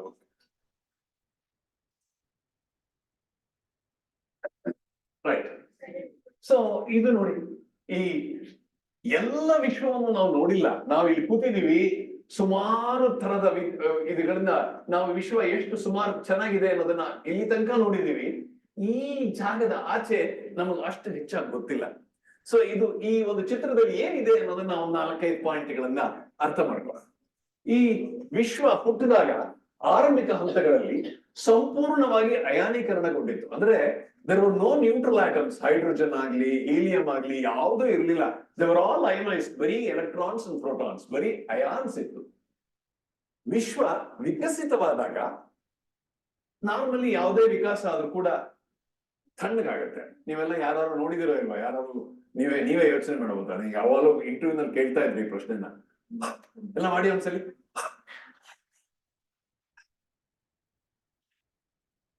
ಬಾಯಿ ಮುಚ್ಕೊಂಡು ಈ ಶೀತಲಿ ಪ್ರಾಣಾಯಾಮ ಅಂತ ಬರುತ್ತಲ್ಲ, ಆಗುವುದಿ. ಒಂದು ಬಿಸಿ ಒಂದು ಹಾಟ್ ಆಗಿತ್ತಲ್ವಾ? ಅಯ್ಯೋ, ಬಿಸಿ ಒಂದು ಹಾಟ, ಒಂದು ಬಿಸಿ ಒಂದು ತಣ್ಣಗಿತ್ತಲ್ವಾ? ಯಾಕಂದ್ರೆ ಇದು ಅನ್ನೋದು ಆ ಎಂಟೈರ್ ಮೌತ್ನಿಂದ ಬಂದಂತದ್ದು ಯಾವುದೇ ಒಂದು ವ್ಯತ್ಯಾಸವಿಲ್ಲದೆ ನಿಮ್ ಕೈಗೆ ಬರ್ತಾ ಇದೆ. ನಿಮ್ಮ ದೇಹದ ಒಂದು ಟೆಂಪರೇಚರ್ ತಿಳಿಸ್ತಾ ಇದೆ. ಅದೇ ನೀವು ಮೆತ್ತಿಗೆ ಊದ್ದಾಗ it comes out and expands the air, ಅವಾಗ ಕೂಲ್ ಆಗುತ್ತೆ. ಸೊ ಯಾವುದೇ ಒಂದು ಗ್ಯಾಸ್ ಎಕ್ಸ್ಪ್ಯಾಂಡ್ ಆದ್ರೆ ಅದರಲ್ಲಿ ಶೀತಲೀಕರಣ ಉಂಟಾಗುತ್ತೆ. It also gets cool. So ಹಾಗಾಗಿ ನಮ್ಮ ವಿಶ್ವ ವಿಸ್ತರಣೆಯ ಕಾರಣ ವಿಶ್ವ ತಂಪಾಗುವ ಪ್ರಕ್ರಿಯೆಯಿಂದ ಹೊರಟ ಮೊದಲ ಬೆಳಕಿನ ಅವಶೇಷವೇ ಕಾಸ್ಮಿಕ್ ಮೈಕ್ರೋವೇವ್ ಬ್ಯಾಕ್ಗ್ರೌಂಡ್. ಇದ್ರ ಬಗ್ಗೆ ಜಾಸ್ತಿ ಯೋಚನೆ ಮಾಡೋದು ಬೇಡ, ಬಟ್ ಬಹಳ ಇಂಪಾರ್ಟೆಂಟ್. ಮೊದಲು ನಮಗೆ ಕಂಡಿದ್ದು ವಿಶ್ವದಲ್ಲಿ ವಿಕಿರಣಗಳು ಅಂದ್ರೆ ಅದು ಕಾಸ್ಮಿಕ್ ಮೈಕ್ರೋವೇವ್ ಬ್ಯಾಕ್ಗ್ರೌಂಡ್. ನಮ್ಮ ಪ್ರೊಫೆಸರ್ ಒಬ್ರು ಹೇಳ್ತಾ ಇದ್ರು, ನೀವು ಟಿವಿನಲ್ಲಿ ಹಳೆಯ ಕಾಲದಲ್ಲಿ ಈ ಆಂಟನಾ ಇರ್ತಾ ಇತ್ತು ಮಾಡಿದರೆ ಅಲ್ವಾ? ಈಗೆಲ್ಲ ನೋಡಿದಿರೋ ಇಲ್ವೋ? ಈಗಲೂ ಪರ್ಹ್ಯಾಪ್ಸ್ ಇದರಲ್ಲಿ ಯಾವುದೇ ಚಾನಲ್ ಇಲ್ಲದೆ ಇದ್ರು ಅಥವಾ ಒಂದ್ಸತಿ ನೆಟ್ವರ್ಕ್ ಅಲ್ಲಿ ಫೇಲ್ಯೂರ್ ಆಗಿ ನೀವು ಬಂದ್ರು, ಟಿವಿನಲ್ಲಿ ಯಾವಾಗ್ಲೂ ವೈಟ್ ಸ್ಪಾಟ್ಸ್ ಬರ್ತಾ ಇರುತ್ತೆ. ಆ ವೈಟ್ ಸ್ಪಾಟ್ ಎಲ್ಲ ಈ ಕಾಸ್ಮಿಕ್ ಮೈಕ್ರೋವೇವ್ ಬ್ಯಾಕ್ಗ್ರೌಂಡ್ ಇಂದ ಬಂದಂತಹ ವಿಕಿರಣಗಳೇ ಹೌದು. ಈ ವಿಕಿರಣಗಳನ್ನ ಕಾಸ್ಮಿಕ್ ಮೈಕ್ರೋವೇವ್ ಬ್ಯಾಕ್ಗ್ರೌಂಡ್ ಅಂತ ಕಾಣ್ತೀವಿ. ಇದು ವಿಶ್ವಾದ್ಯಂತ ಮುಕ್ತವಾಗಿ ಪ್ರಯಾಣಿಸುತ್ತೆ. ಅಂದ್ರೆ ಎಲ್ಲ ವಿಶ್ವವನ್ನೇ ಹಾಸು ಹೊಕ್ಕಾಗಿ ಹಣದ ಬಿಟ್ಟಿದೆ. ಎಲ್ಲೋದ್ರೂ ನಿಮಗೆ ಕಾಸ್ಮಿಕ್ ಮೈಕ್ರೋವೇವ್ ಬ್ಯಾಕ್ ಗ್ರೌಂಡ್ ಇರಕ್ ಸಾಧ್ಯ ಇಲ್ಲದೆ ಇರಕ್ ಸಾಧ್ಯನೇ ಇಲ್ಲ. ಆದ್ರೆ ನೀವು ಅನ್ಬೋದು, ಏನ್ ಸರ್ ವಿಶ್ವ ಬಿಗ್ ಬ್ಯಾಂಗ್ ತುಂಬಾ ಪ್ರಖರವಾಗಿತ್ತು ಅಂತೀರಾ, ನಾವೆಲ್ಲ ಅದರಲ್ಲೇ ಇದ್ರೆ ಅಯ್ಯೋ ನಾವೆಲ್ಲ ಸುಟ್ಟೋಗ್ತೀವಾ ಅಂತ ಹೆದರ್ಕೋಬೇಡಿ. 13.8 ಬಿಲಿಯನ್ ಇಯರ್ಸ್ ಅಲ್ಲಿ ವಿಶ್ವ ಬಹಳಷ್ಟು ಕೂಲ್ ಅಥವಾ ಕಮ್ಮಿ ಆಗಿ ಅದರ ಇವತ್ತಿನ ಟೆಂಪರೇಚರ್ ಓನ್ಲಿ 3 ಡಿಗ್ರಿಗೆ 2.7 ಡಿಗ್ರಿಗೆ ಬರೀ 3 ಡಿಗ್ರಿ ಆಗಿದೆ. ಸೊ ಅದರಿಂದ ನಿಮ್ಗೆ ಏನು ತೊಂದರೆ ಇಲ್ಲ. ಅದು 3 ಡಿಗ್ರಿ ಕೆ ಅಂದ್ರೆ ಕೆಲ್ವೆ ನೋಡಿದ್ರ give a clapping. Thank you. 3 degree Kelvin. So ಅಂದ್ರೆ -270 ಡಿಗ್ರಿ ಸೆಂಟಿಗ್ರೇಡ್. ಸೊ ಅಷ್ಟು ತಣ್ಣಗಿದೆ ಈ ವಿಶ್ವ ಇವತ್ತು. ಅದಕ್ಕೆ ನಾವೆಲ್ಲ ತಂಪಾಗಿ ಕೂತಿದೀವಿ, ಏನು ತೊಂದರೆ ಇಲ್ಲ, ಹೆದರ್ಕೋಬೇಡಿ. ಈ ವಿಶ್ವದ CMB ವಿಕಿರಣಗಳು ಹುಟ್ಟುವ ಆವಾಗ ಆ ಒಂದು ಮೀಡಿಯಂ ಅಂತ ನಾವು ಯಾವ್ದು ಕರಿತೀವಿ ಅದು ವಿದ್ಯುತ್ ಅಂಶ ರಹಿತವಾಗಿತ್ತು. ಅಂದ್ರೆ it was just without any electrical charges. It was just almost it was completely neutral ಮತ್ತು ಅಪಾರದರ್ಶಕವಾಗಿತ್ತು, ಅಂದ್ರೆ ಒಪೇಕ್ ಆಗಿತ್ತು. ಈ ಕಾಲಘಟ್ಟವನ್ನ ನಾವು ಡಾರ್ಕ್ ಏಜಸ್ ಅಂತ ಕರಿತೀವಿ. ಅಂದ್ರೆ CMB ಬಿಟ್ಟು ಬೇರೆ ಯಾವುದೇ ಕಾಯಗಳಿಂದ ನಮಗೆ ಯಾವುದೇ ವಿಕಿರಣ ಬರ್ತಾ ಇರಲಿಲ್ಲ. So that was dark ages. ಆಮೇಲೆ ಹಾಗೆ ವಿಶ್ವ ವಿಸ್ತಾರವಾಗ್ತಾ ಆಗ್ತಾ ಅದರಲ್ಲಿ ಇದ್ದ ಮ್ಯಾಟರ್, ಎಷ್ಟೋ ಮ್ಯಾಟರ್, ಗ್ರಾವಿಟಿ. ಈ ಗ್ರಾವಿಟಿ ಅನ್ನೋದು ಮಾತ್ರ ಎಲ್ಲೇ ಹೋಗಿ ನಿಮಗೆ ಬಿಡೋಲ್ಲ ಬಹಳ ಸುಲಭವಾಗಿ. ಸೊ ಈ ಗ್ರಾವಿಟಿ ಅನ್ನೋದು ತನ್ನ ಎಷ್ಟೋ ವಸ್ತುಗಳಲ್ಲಿ ಗುರುತ್ವಾಕರ್ಷಣ ಆಕರ್ಷಣೆಯಿಂದ ಕುಸಿತ ಉಂಟಾಗುವ ಹಾಗೆ ಮಾಡಿ ಮೊದಲ ನಕ್ಷತ್ರಗಳನ್ನ ರೂಪುಗೊಳಿಸಿತು. ಸೊ ಗ್ರಾವಿಟಿ, ಡಾರ್ಕ್ ಏಜಸ್ ಮತ್ತು ಈ ಗುರುತ್ವಾಕರ್ಷಣೆಯ ಕುಸಿತ, ಈ ಮೂರರಿಂದ ನಕ್ಷತ್ರಗಳ ಉದಯ ಸುಮಾರು 400 ಮಿಲಿಯನ್ ಇಯರ್ಸ್, ಬಿಗ್ ಬ್ಯಾಂಗ್ ಇಂದ ಸುಮಾರು 400 ಮಿಲಿಯನ್ ಇಯರ್ಸ್ ಅಲ್ಲಿ ಉಂಟಾಯ್ತು. ಸೊ ಇದೇ ವಿಶ್ವದ ಮುಂಜಾನೆ. ಎಷ್ಟೋ ಜನ ಬೈಬಲ್ ಓದ್ಬೇಕಾದ್ರೆ ಕೇಳಿರ್ಬೋದು, the God said let there be light and there was light ಅಂತ. ಬೆನ್ನೂರು ಸಿನಿಮಾ ನೋಡಿದವರು, ನಾನು ಬೈಬಲ್ ಓದಲ್ಲ, ಬೆನ್ನೂರು ಸಿನಿಮಾ ನೋಡಿದವರು, ಈಗಲೂ ಬೆನ್ನೂರು ಸಿನಿಮಾ ಎಲ್ಲ ಸಿಗುತ್ತೆ, ಖಂಡಿತ ಮಕ್ಕಳಿಗೂ ತೋರಿಸಿ, ತುಂಬಾ ಚೆನ್ನಾಗಿದೆ ಆ ಕಾಲದ ಚಿತ್ರ. ಅದರಲ್ಲಿ ಲೆಟ್ ದೇರ್ ಬಿ ಲೈಟ್ ಅಂತ ಇದೆ ಅಂತ ಕೇಳ್ತಾರೆ. ಸೊ ಆವಾಗ ಲೆಟ್ ದೇರ್ ಬಿ ಲೈಟ್ ಅಂತೂ ಆವಾಗ ಈ ವಿಶ್ವದಲ್ಲಿ ಬೆಳಕಾಯ್ತು, ಮುಂಜಾನೆ ಆಯ್ತು. ಈ ನಕ್ಷತ್ರಗಳನ್ನ ನಾವು ಕಾಣಬಹುದೇ ಅನ್ನೋ ಸಾಹಸಕ್ಕೆ ನಾವು ಹೊರಟಿದ್ದೀವಿ. ಸೊ ಈ ಸಾಹಸ ಏನ್ ಮಾಡಿದ್ವಿ, ಹೇಗ್ ಮಾಡಿದ್ವಿ, ಈ ಕಥೆಯ ಒಂದು ಬ್ಯಾಕ್ ಗ್ರೌಂಡ್ ಕೊಟ್ಟು ಮುಂದೆ ನೋಡಿ. ಸೊ ವಿಶ್ವದ ಮುಂಜಾನೆಯಲ್ಲಿ ಮಿನುಗಿದ ಮೊದಲ ನಕ್ಷತ್ರಗಳನ್ನ ಕಂಡವರು ಯಾರು? ಅದೇ ಇವತ್ತಿನ ಸಂವಾದ ಅಂದ್ರೆ ಪಾಪ ಮಗು ಒಂದೇ ಕೆ ಅಂದ್ರೆ ತಕ್ಷಣ ಉತ್ತರ ಕೊಟ್ಟು, ಸಂವಾದದಲ್ಲಿ ನಾನೇ ಮಾತಾಡ್ತಾ ಇದ್ದೀನಿ, ದಯವಿಟ್ಟು ಕ್ಷಮಿಸಿ. ನಿಮ್ಗೆ ಏನಾದ್ರೂ ಮಧ್ಯದಲ್ಲಿ ಪ್ರಶ್ನೆ ಇದ್ರೆ ಕೇಳಿ. That is the best way of starting A ಸಂವಾದ. ಓಕೆ. ಸೊ ವಿಶ್ವ ವಿಕಸನ ಬಿಗ್ ಬ್ಯಾಂಗ್ ನಿಂದ ಇಂದಿನವರೆಗೆ ಹೇಗಾಯ್ತು, ಭವಿಷ್ಯದಲ್ಲಿ ಅದು ಹೇಗಿರಬಹುದು ಎಂದು ಅಧ್ಯಯನ ಮಾಡುವ ಖಗೋಳಶಾಸ್ತ್ರದ ಒಂದು ಶಾಖೆಗೆ ಕಾಸ್ಮಾಲಜಿ ಅಂತಾರೆ. ನಾನು ಕಾಸ್ಮಾಲಜಿ ಅಂದ್ರೆ ಏನು ಅಂತ ಹೇಳ್ತೀನಿ ಅಂತ ಹೇಳಿದ್ನಲ್ಲ, ಅದಕ್ಕೆ ಕಾಸ್ಮಾಲಜಿ ಅಂತ ಕರೀತಾರೆ. ಸೊ ನಾವು ಎಲ್ಲ ಈ ತರದ ಕೆಲಸ ಮಾಡೋರೆಲ್ಲ ಏನೋ ನೀನು ಅಸ್ಟ್ರೋಫಿಸಿಕ್ಸ್ ಕಾಸ್ಮಾಲಜಿನ, ಎಲ್ರಿಗೂ ಕಾಸ್ಮಾಲಜಿ ಅಂದ್ರೆ ತುಂಬಾ ಇಷ್ಟ. ಅದರಲ್ಲಿ ಬಹಳಷ್ಟು ಕಗ್ಗಂಟುಗಳಿದೆ, ಇನ್ನು ಬಿಡಿಸಲಾಗದ ಬಹಳಷ್ಟು ಪ್ರಶ್ನೆಗಳಿದೆ. ಅದರಿಂದ ಕಾಸ್ಮಾಲಜಿ ಎಲ್ರಿಗೂ ಮಾಡ್ಬೇಕು ಅಂತ ಬಹಳ ಇಷ್ಟಪಡ್ತಾರೆ. ಕುತೂಹಲ ಮನುಷ್ಯನ ಶ್ರೇಷ್ಠ ಗುಣ. ಅದ್ರ ಜೊತೆಗೆ ನಿಗೂಢತೆ ಎಂದಿನಿಂದಲೂ ಮನುಷ್ಯನಿಗೆ ಆಕರ್ಷಕ. ಕುತೂಹಲ, ಅಯ್ಯೋ ಅಗತಾ ಕ್ರಿಸ್ಟಿ ಸಿನಿಮಾ ನೋಡ್ತಿದ್ರೆ ಯಾರು, who is the one who murdered ಗೊತ್ತಿಲ್ಲ. ಕುತೂಹಲ ನಿಮ್ಮನ್ನ they say always you're sitting on the edge of the chair ಅನ್ನತ್ತೆ. ನಿಗೂಢತೆ, ಅಯ್ಯೋ ಅವನು ಕೊಲೆ ಮಾಡಿರ್ಬೋದು, ಇವನು ಕೊಲೆ ಮಾಡಿರ್ಬೋದು, ಅವ್ರ ತಂದೆನೂ ಕೊಲೆ ಮಾಡಿರ್ಬೋದು, ಅಯ್ಯೋ ಯಾರು ನಿಜವಾಗ್ಲೂ ಕೊಲೆ ಮಾಡಿರೋದು. ಈ ನಿಗೂಢತೆ also makes it more interesting. So ಮನುಷ್ಯನಲ್ಲಿ ಇರತಕ್ಕಂತ ಎರಡು, ಕುತೂಹಲ, ನಿಗೂಢತೆ, ಎರಡು ಈ ಒಂದು ಮುಂಜಾನೆಯ ನಕ್ಷತ್ರಗಳಲ್ಲಿ ಅಡಕೊಂಡಿದೆ. ಹೇಗಪ್ಪ ಅಂದ್ರೆ ನೋಡಿ, ಈ ನಕ್ಷತ್ರಗಳ ಪರಿಸರ ಹೇಗಿತ್ತು ಗೊತ್ತಿಲ್ಲ, ಸರಿಯಾಗಿ ಗೊತ್ತಿಲ್ಲ. ಗೊತ್ತು, ವಿಜ್ಞಾನಿಗಳೆಲ್ಲ ಲೆಕ್ಕ ಹಾಕಿದ್ದಾರೆ, ಅದನ್ನ ಇನ್ನೂ ಯಾರು ನೋಡಿಲ್ಲ. ಆಮೇಲೆ ಅದು ಒಂದು ಪ್ರಿಸ್ಟೀನ್ ಕಾಸ್ಮಾಲಜಿಕಲ್ ಫ್ಲೂಯಿಡ್, ಅಂದ್ರೆ ಅದರಲ್ಲಿ ಯಾವುದೇ ಒಂದು ಪೊಲ್ಯೂಷನ್ ಆಗಿರ್ಲಿಲ್ಲ. ಆಕಾಶದಲ್ಲಿ ಹೇಗೆ ಪೊಲ್ಯೂಷನ್ ಆಯ್ತು ಆಮೇಲೆ ಮಾತಾಡೋಣ ಬೇಕು ಅಂದ್ರೆ ಅದರ ಬಗ್ಗೆ. ಅದರ ನಕ್ಷತ್ರ ರಚನೆಯ ಪ್ರಕ್ರಿಯೆಗಳು ಹೇಗೆ, ಆ ತರಹದ ಒಂದು ಎನ್ವೈರನ್ಮೆಂಟ್ ಅಲ್ಲಿ ಹುಟ್ಟಿದ ನಕ್ಷತ್ರಗಳು, ಅದನ್ನ ಪಾಪ್ಯುಲೇಷನ್ 3 ಸ್ಟಾರ್ಸ್ ಇರಬಹುದು ಅಂತಾರೆ. ಸೊ ಆ ತರಹದ ಪಾಪ್ಯುಲೇಷನ್ ಹೇಗೆ ಅಂತ ನೋಡೋದಕ್ಕೆ ತುಂಬಾ ಜನ ನಾನ್ ಮೊದಲು ಅಂತ ಬಹಳಷ್ಟು ಪರೀಕ್ಷೆಗಳನ್ನ, ಎಕ್ಸ್ಪೆರಿಮೆಂಟ್ಗಳನ್ನ, ಪ್ರಯೋಗಗಳನ್ನ, ಆಂಟನಾಗಳನ್ನ ಕಟ್ತಾ ಇದ್ದಾರೆ. ಸೊ ಇಲ್ಲಿಂದ ಇಲ್ಲಿ ತನಕ ನೋಡಿ, ಹಬಲ್ ಸ್ಪೇಸ್ ಟೆಲಿಸ್ಕೋಪ್ ಅಲ್ಲಿ Z = 8.68 ಅಂದ್ರೆ ಅಪ್ ಟು 13 ಮಿಲಿಯನ್ ಇಯರ್ಸ್ ವರೆಗೂ ನೋಡಿದ್ವಿ. farthest galaxy that Hubble has seen is up to 13.4 million years. ಆದ್ರೆ ಇಲ್ಲಿಂದ ಇಲ್ಲಿವರೆಗೆ ಕಾಸ್ಮಿಕ್ ಮೈಕ್ರೋವೇವ್ ಬ್ಯಾಕ್ ಗ್ರೌಂಡ್ ಮಾತ್ರ ನೋಡ್ಬಿಟ್ಟಿದೀವಿ. ಇದರ ಎರಡರ ಮಧ್ಯೆ ಇರತಕ್ಕಂತ ಇದರಲ್ಲಿ ಹೊರಟ ವಿಕಿರಣಗಳನ್ನ ನಾವು ಯಾರು ನೋಡೇ ಇಲ್ಲ. ಅದಕ್ಕೆ ಆ ಪ್ರಶ್ನೆ, ವಿಶ್ವದ ಮುಂಜಾವಿನಲ್ಲಿ ಹುಟ್ಟಿದ ನಕ್ಷತ್ರಗಳನ್ನು ಕಂಡವರು ಯಾರು ಅನ್ನೋದು ತುಂಬಾ ಇಂಪಾರ್ಟೆಂಟ್ ಆಗ್ಬಿಡುತ್ತೆ.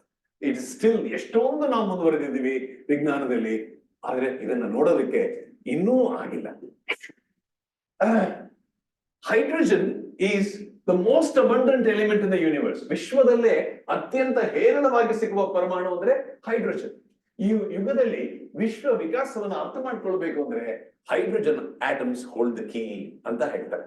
ಹೈಡ್ರೋಜನ್ ಆಟಮ್ಲೇ ಕೀಲಿ ಇದೆ, ಅದನ್ನ ಸ್ವಲ್ಪ ಚೆನ್ನಾಗಿ ಅರ್ಥ ಮಾಡ್ಕೊಳ್ಳಿ, ನಿಮ್ಗೆಲ್ಲ ಅವಾಗ ಅದಕ್ಕೆ ಬೇಕಾದಂತಹ ಪ್ರಶ್ನೆಗಳಿಗೆ ಉತ್ತರ ಸಿಗುತ್ತೆ ಅಂತ ಹೇಳ್ತಾರೆ. ಈಗ ಸ್ವಲ್ಪ ಒಂದು ಎಲ್ಲ ಮಹಾಭಾರತ, ರಾಮಾಯಣ ಕೇಳ್ಬೇಕಾದ್ರೆ ಒಂದು ಉಪಕಥೆ ಇರುತ್ತಲ್ವಾ, ಸೊ ಹಾಗೆ ಸ್ವಲ್ಪ ಉಪಕಥೆಗೆ ಹೋಗೋಣ. ಏನಪ್ಪಾ ಅಂದ್ರೆ ಈ ವಿಶ್ವ ಮುಂಜಾನೆ ಎಲ್ಲ ಬಿಟ್ಬಿಡೋಣ. ಮೋಸ್ಟ್ ಇಂಪಾರ್ಟೆಂಟ್ ಡೆವಲಪ್ಮೆಂಟ್ ಏನಾಯ್ತು, ಆ ಯಾವ ಡೆವಲಪ್ಮೆಂಟ್ ಇಂದ ಇವತ್ತು ನಾವು ಈ ವಿಶ್ವದ ನಕ್ಷತ್ರಗಳನ್ನ ಹುಡುಕ್ತಾ ಇದೀವಿ, ಮುಂಜಾನೆಯಲ್ಲಿ ಹುಟ್ಟಿದ ನಕ್ಷತ್ರಗಳನ್ನ ಹುಡುಕ್ತಾ ಇದೀವಿ ಅನ್ನೋದನ್ನ ನಾವು ಅರ್ಥ ಮಾಡ್ಕೊಳ್ಳಕ್ಕೆ ಒಂದು ಉಪಕಥೆಯನ್ನು ಹೇಳ್ತಾರೆ. 20ನೇ ಶತಮಾನದವರೆಗೆ ಖಗೋಳಶಾಸ್ತ್ರಜ್ಞರು ಆಕಾಶದಲ್ಲಿ ಯಾವ ಕಾಯಗಳಿದೆ ಅಂತ ಎಲ್ಲವನ್ನು ಕೇವಲ ಕಣ್ಣಿಗೆ ಗೋಚರಿಸುವ ವಿದ್ಯುತ್ ಕಾಂತೀಯ ವಿಕಿರಣದಿಂದ ಮಾತ್ರ ಕಲಿತರು. ಅಂದ್ರೆ ಎಲೆಕ್ಟ್ರೋಮ್ಯಾಗ್ನೆಟಿಕ್ ವೇವ್ಸ್ ಅಂದ್ರೆ ಇವತ್ತು ನಿಮ್ಗೆಲ್ಲ ಗೊತ್ತು. ಅಯ್ಯೋ ರೇಡಿಯೋ ವೇವ್ಸ್, ಮನೆಯಲ್ಲಿ ಮೈಕ್ರೋವೇವ್ ಇಲ್ಲದೆ ನಡೆಯೋದೇ ಇಲ್ಲ. ಇನ್ಫ್ರಾರೆಡ್, ಅಯ್ಯೋ ಯಾವ್ದಾದ್ರು ನೀವು ಸ್ವಲ್ಪ ಮೈಕೈ ನೋವು ಅಂದ್ರೆ ಫಿಸಿಯೋಥೆರಪಿ ಮಾಡಿಸ್ಕೋಬೇಕಾದ್ರೆ ಸ್ವಲ್ಪ ಹೀಟ್ಗೆ ಇನ್ಫ್ರಾರೆಡ್ ಕೊಡ್ತಾರೆ. ಆಮೇಲೆ ವಿಸಿಬಲ್ ಲೈಟ್, ಅದಾದ್ಮೇಲೆ ಅಲ್ಟ್ರಾ ವೈಲೆಟ್, ಅದಾದ್ಮೇಲೆ ಎಕ್ಸ್ ರೇಸ್ ಅಂತ ಎಲ್ರಿಗೂ ಗೊತ್ತೇ ಇದೆ. ಗಾಮಾ ರೇಸ್ ಅಷ್ಟು ಚೆನ್ನಾಗಿ ಗೊತ್ತಿಲ್ಲ ಕೆಲವರಿಗೆ, ಪರವಾಗಿಲ್ಲ. ಸೊ ಇದೆಷ್ಟು ಎಲೆಕ್ಟ್ರೋಮ್ಯಾಗ್ನೆಟಿಕ್ ಸ್ಪೆಕ್ಟ್ರಮ್ ನಲ್ಲಿ ಇರತಕ್ಕಂತ ಅಲೆಗಳು. ಆದ್ರೆ ಮನುಷ್ಯ ಸುಮಾರು 16ನೇ ಅಂದ್ರೆ 1600 ಗೆಲಿಲಿಯೋ ಮೊದಲ ದೂರದರ್ಶಕವನ್ನು ಮಾಡಿದರ 20ನೇ ಶತಮಾನದ ಮಧ್ಯದವರೆಗೆ ಅವನು ಬರೀ ಕೇವಲ ವಿಸಿಬಲ್ ಇಷ್ಟು ಇರತಕ್ಕಂತ ವಿದ್ಯುತ್ ಕಾಂತೀಯ ಇದನ್ನ ಮಾತ್ರ ನೋಡ್ತಾ ಇದ್ದ. ಇನ್ ಮಿಕ್ಕಿದವನು ಗೊತ್ತೇ ಇರ್ಲಿಲ್ಲ. ಈ ಆಕಾಶ ಕಾಯಿಗಳು ಇವನ್ನೆಲ್ಲ ಹೊರಸೂಸುತ್ತವೆ ಅಂತಾನೆ ಅವನಿಗೆ ಗೊತ್ತಿರ್ಲಿಲ್ಲ. ಆದ್ರೆ ಅದು 1933ರಲ್ಲಿ ಬದಲಾಯಿತು. ಹೇಗಪ್ಪ ಬದಲಾಯಿತು ಅಂದ್ರೆ ಬೆಲ್ ಟೆಲಿಫೋನ್ ಲ್ಯಾಬೊರೇಟರೀಸ್ನವರು ತಾನೇ 1933ರಲ್ಲಿ ಇಂಟರ್ ಕಾಂಟಿನೆಂಟಲ್ ಟೆಲಿಫೋನಿಯನ್ನ ಮಾಡಿದ್ರು. ಅವ್ರ ಟೆಲಿಫೋನ್ ಅಲ್ಲಿ ಇಟ್ಕೊಂಡ್ರೆ ಈಗಲೂ ನಮ್ ಬೆಂಗಳೂರು ಟೆಲಿಫೋನ್ ಅಲ್ಲಿ ಕಾಣುತ್ತೆ. ಹಲೋ, ಕೇಳಲ್ಲ ಕಣ ನೀನ್ ಏನ್ ಮಾತಾಡ್ತಾ ಇದೀಯ ಅಂತ. ಹಲೋ, ಬರೀ ನಾಯ್ಸ್, ಹಿಸ್ಸಿಂಗ್ ನಾಯ್ಸ್ ಬರುತ್ತೆ.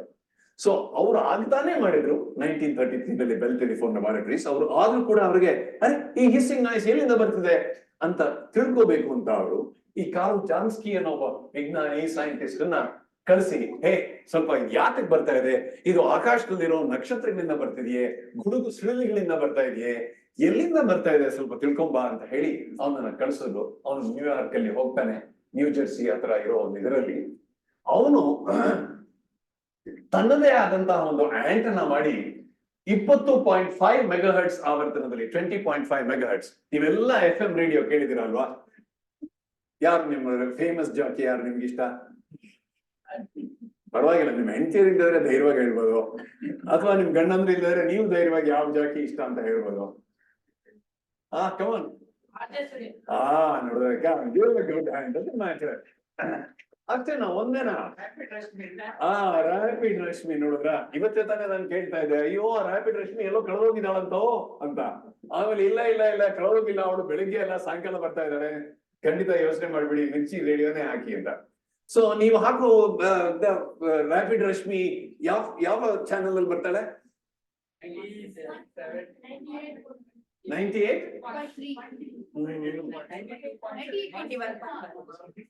ರೈಟ್. ಸೊ 98.3 ಈ ಹುಡುಗ ಹೇಳಿದನ್ನೇ ಅಕ್ಸೆಪ್ಟ್ ಮಾಡ್ಕೊಳ್ಳೋಣ. ಅದರಿಂದ ಅದು ಬಹಳಷ್ಟು ತಪ್ಪು ರೈಟ್ ಅನ್ನೋದು ಏನಿಲ್ಲ. I think we should give my clapping hand for giving that. Physics ಅಲ್ಲಿ ಅವ್ನು ಚಿಕ್ಕ ಹುಡುಗ, ಅವ್ನು 98.3 ಇಂದ. ಫಿಸಿಕ್ಸ್ ನಲ್ಲಿ ನೀವು 98.3 ಅಂದ್ರೆ ಬೆಲೆ ಇಲ್ಲ, ಅದಕ್ಕೆ ಮುಂದೆ ಏನು ಅನ್ನೋದೇ ಬೆಲೆ. ಏನು 98.3? Mega hertz. ಸೊ ನಮ್ಮ ಟಿವಿ 98.3 ಮೆಗಾ ಹರ್ಟ್ಸ್ ಅಲ್ಲಿ ಬಂದ್ರೆ ಅದಕ್ಕಿಂತ ಸ್ವಲ್ಪ ಕಡಿಮೆ ಫ್ರೀಕ್ವೆನ್ಸಿ 20.5 ಮೆಗಾ ಹರ್ಟ್ಸ್ ಅಲ್ಲಿ ಜಾನ್ಸ್ಕಿ ಆಕಾಶಕಾಯಗಳು ರೇಡಿಯೋ ತರಂಗಗಳನ್ನು ಕೂಡ ಹೊರಸೂಸುತ್ತವೆ ಅಂತ ಕಂಡುಹಿಡಿದ. ಅದಕ್ಕಿಂತ ಮುಂಚೆ ಮನುಷ್ಯನಿಗೆ ವಿಸಿಬಲ್ ಲೈಟ್ ಬಿಟ್ಟು ಬೇರೆ ಲೈಟ್ ಆಕಾಶದಿಂದ ಬರುತ್ತೆ ಅಂತ ಗೊತ್ತೇ ಇರ್ಲಿಲ್ಲ.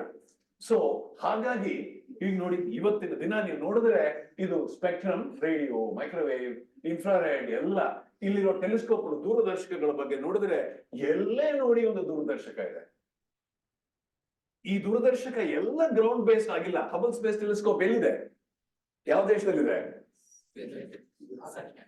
ಸ್ಪೇಸ್ ಅಲ್ಲಿದೆ ಅಲ್ವಾ? James Webb max telescope JWST space ಅಲ್ಲಿದೆ. ಸೊ ಸ್ಪೇಸ್ ಕೆಲವು ground based.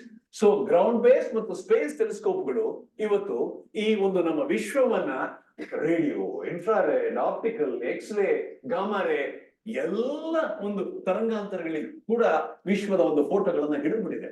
It has image the universe in all these frequencies. ಅಂದ್ರೆ ಇವತ್ತು ಎಲೆಕ್ಟ್ರೋಮ್ಯಾಗ್ನೆಟಿಕ್ ಶ್ರೇಣಿಯ ಸಂಪೂರ್ಣ ಶ್ರೇಣಿಯಲ್ಲಿ ಕಾರ್ಯನಿರ್ವಹಿಸುವ ದೂರದರ್ಶಕಗಳನ್ನ ಹೊಂದಿದ್ದೀವಿ ನಾವು. ಅಂದ್ರೆ ವಿಭಿನ್ನ ತರಂಗಾಂತರಗಳಲ್ಲಿ ನಮ್ಮ ವಿಶ್ವ ಹೇಗೆ ಗೋಚರಿಸುತ್ತೆ ಅಂತ ಇದು ತೋರಿಸುತ್ತೆ. ಮುಖ್ಯವಾಗಿ ನಾನು ನಿಮ್ಗೆ ತೋರಿಸ್ಬೇಕಾಗಿರೋದು ಇದರ ವೈವಿಧ್ಯತೆ. ಇದಿದ್ದಾಗಿದಿಲ್ಲ, ಇದಿದ್ದಾಗಿದಿಲ್ಲ, ಅರೆ ವಿಶ್ವ ಒಂದೇ. ಅಂದ್ರೆ ನೀವು ಕನ್ನಡಕ, ನೀವು ನೀನ್ ಎಲ್ಲೋ ಕನ್ನಡಕ ಹಾಕೊಂಡು ನೋಡ್ತಾ ಇದೆಯಾ ಕಣೋ, ಅದಕ್ಕೆ ಬೇರೆ ಬಣ್ಣ ಕಾಣಿಸ್ತಾ ಇದೆ ಅನ್ನಲ್ವೇ? ಹಾಗೆ ಇದು ವಿಧ ವಿಧವಾದಂತಹ ದೂರದರ್ಶಕಗಳಿಂದ ನೋಡಿದಾಗ ನಮ್ಮ ವಿಶ್ವ ಬೇರೆ ಬೇರೆ ಬಣ್ಣಗಳಲ್ಲಿ ಬೇರೆ ಬೇರೆ ತರ ಕಾಣಿದೆ. ಆ ಒಂದು heterogeneity is very important for understanding science. So the science from a single chauvinistic optical astronomy became a multi-wavelength astronomy in the middle of last century. ಬಹು ತರಂಗಾಂತರ ಖಗೋಳ ವಿಜ್ಞಾನವಾಗೋಯ್ತು. ವಿಶ್ವವನ್ನ ಅದರ ಎಲ್ಲ ಬೆಳಕಿನಲ್ಲಿ ಬಹಿರಂಗಪಡಿಸಿ ಆಕಾಶದಲ್ಲಿ ಕಾಯಿಗಳು ಆಡುತ್ತಿದ್ದ ಕಣ್ಣ ಮುಚ್ಚಾಲೆ ಆಟಕ್ಕೆ ಮಾನವ ತೆರೆಯನ್ನೇ ಎಳೆದ್ಬಿಟ್ಟ. ಏನಪ್ಪಾ ಕಣ್ಣ ಮುಚ್ಚಾಲೆ ಅಂದ್ರೆ, ಕೆಲವು ಆಬ್ಜೆಕ್ಟ್ಸ್ ಬರೀ ರೇಡಿಯೋ ಕಾಣುತ್ತೆ, ನೀವು ಆಪ್ಟಿಕಲ್ ಅಲ್ಲಿ ನೋಡಿದ್ರೆ ಇರೋದೇ ಇಲ್ಲ. ಅದು ಆಪ್ಟಿಕಲ್ ಅಲ್ಲಿ ಕಾಣುತ್ತೆ ಕೆಲವು, ಆಮೇಲೆ ಅದನ್ನ ರೇಡಿಯೋ ಬಂದ್ ನೋಡಿದ್ರೆ ಕಾಣಲ್ಲ. ಅಯ್ಯೋ ಇದು ಎರಡರೂ ಕಾಣ್ತಾ ಇದೆ, ನೋಡೋಣ ಎಕ್ಸೆಲ್ ಕಾಣುತ್ತೆ ಅಂದ್ರೆ ಕಾಣಲ್ಲ. ಆಮೇಲೆ ಕೆಲವೊಮ್ಮೆ ವ್ಯಾರಿಯಿಂಗ್ ಸೆಲೆಸ್ಟಿಯಲ್ ಸೋರ್ಸಸ್ ಆಕಾಶದಲ್ಲಿ ರೇಡಿಯೋ ಕಾಣುತ್ತೆ, ಇನ್ನೊಂದು ಸ್ವಲ್ಪ ಆದ್ಮೇಲೆ ಆಪ್ಟಿಕಲ್ ಅಲ್ಲೂ ಕಾಣುತ್ತೆ, ಆಪ್ಟಿಕಲ್ ಆಫ್ಟರ್ ಗ್ಲೋದಲ್ಲಿ ಕಾಣುತ್ತೆ. ಸೊ ಹೀಗಾಗಿ ಈ ಆಕಾಶಕಾಯಗಳ ನಕ್ಷತ್ರಗಳು ಆಕಾಶದಲ್ಲಿ ಒಂಥರದ ಕಣ್ಣು ಮುಚ್ಚಾಲೆ ಆಟವನ್ನ ಆಡ್ತಾ ಇದ್ರು. ಮನುಷ್ಯ ನಾನ್ ನಿಮ್ಗೆ ಎಲ್ಲೋದು ನಿನ್ ಬಿಡೋಲ್ಲ, ನಾನ್ ಬರೀ ಇವತ್ತು ಆಪ್ಟಿಕಲ್ ಅಲ್ಲ, ರೇಡಿಯೋ, ಆಪ್ಟಿಕಲ್, ಇನ್ಫ್ರಾರೆಡ್ ಎಲ್ಲ ವಿಧ ವಿಧವಾದಂತಹ ತರಂಗಗಳಲ್ಲಿ ನಾನು ವಿಶ್ವವನ್ನು ನೋಡಿ ನಿನ್ನ ಕಣ್ಣ ಮುಚ್ಚಾಲೆ ಆಟಕ್ಕೆ ನಾನು ತೆರೆ ಎಳಿತೀನಿ ಅಂತ ಮನುಷ್ಯ ಸವಾಲು ಹಾಕ್ತ.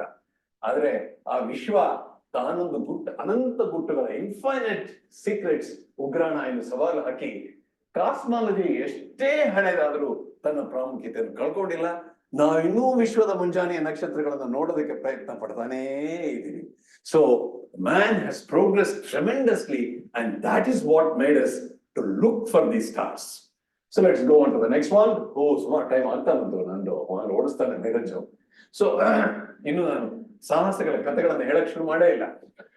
ಸೊ ಈ ಬರೀ ಐನ್ಸ್ಟೀನ್ ಒಂದೇ ಅಲ್ಲ, ಊರ್ಟ್ ಅನ್ನೋ ಖಗೋಳಶಾಸ್ತ್ರಜ್ಞ ಐನ್ಸ್ಟೀನ್ ತರ ಇದ್ರು. ಅಂದ್ರೆ ಅವನು ಐನ್ಸ್ಟೀನ್ ಎಷ್ಟು ಬ್ರಿಲಿಯಂಟ್ ಅಂತ ನಾವು ಕರಿತೀವಿ, ಹಾಗೆ ನೆದರ್ಲ್ಯಾಂಡ್ಸ್ ಅಲ್ಲಿ ಒಬ್ಬ ಊರ್ಟ್ ಅಂತ ಒಬ್ಬ ಖಗೋಳಶಾಸ್ತ್ರಜ್ಞ ಇದ್ದ.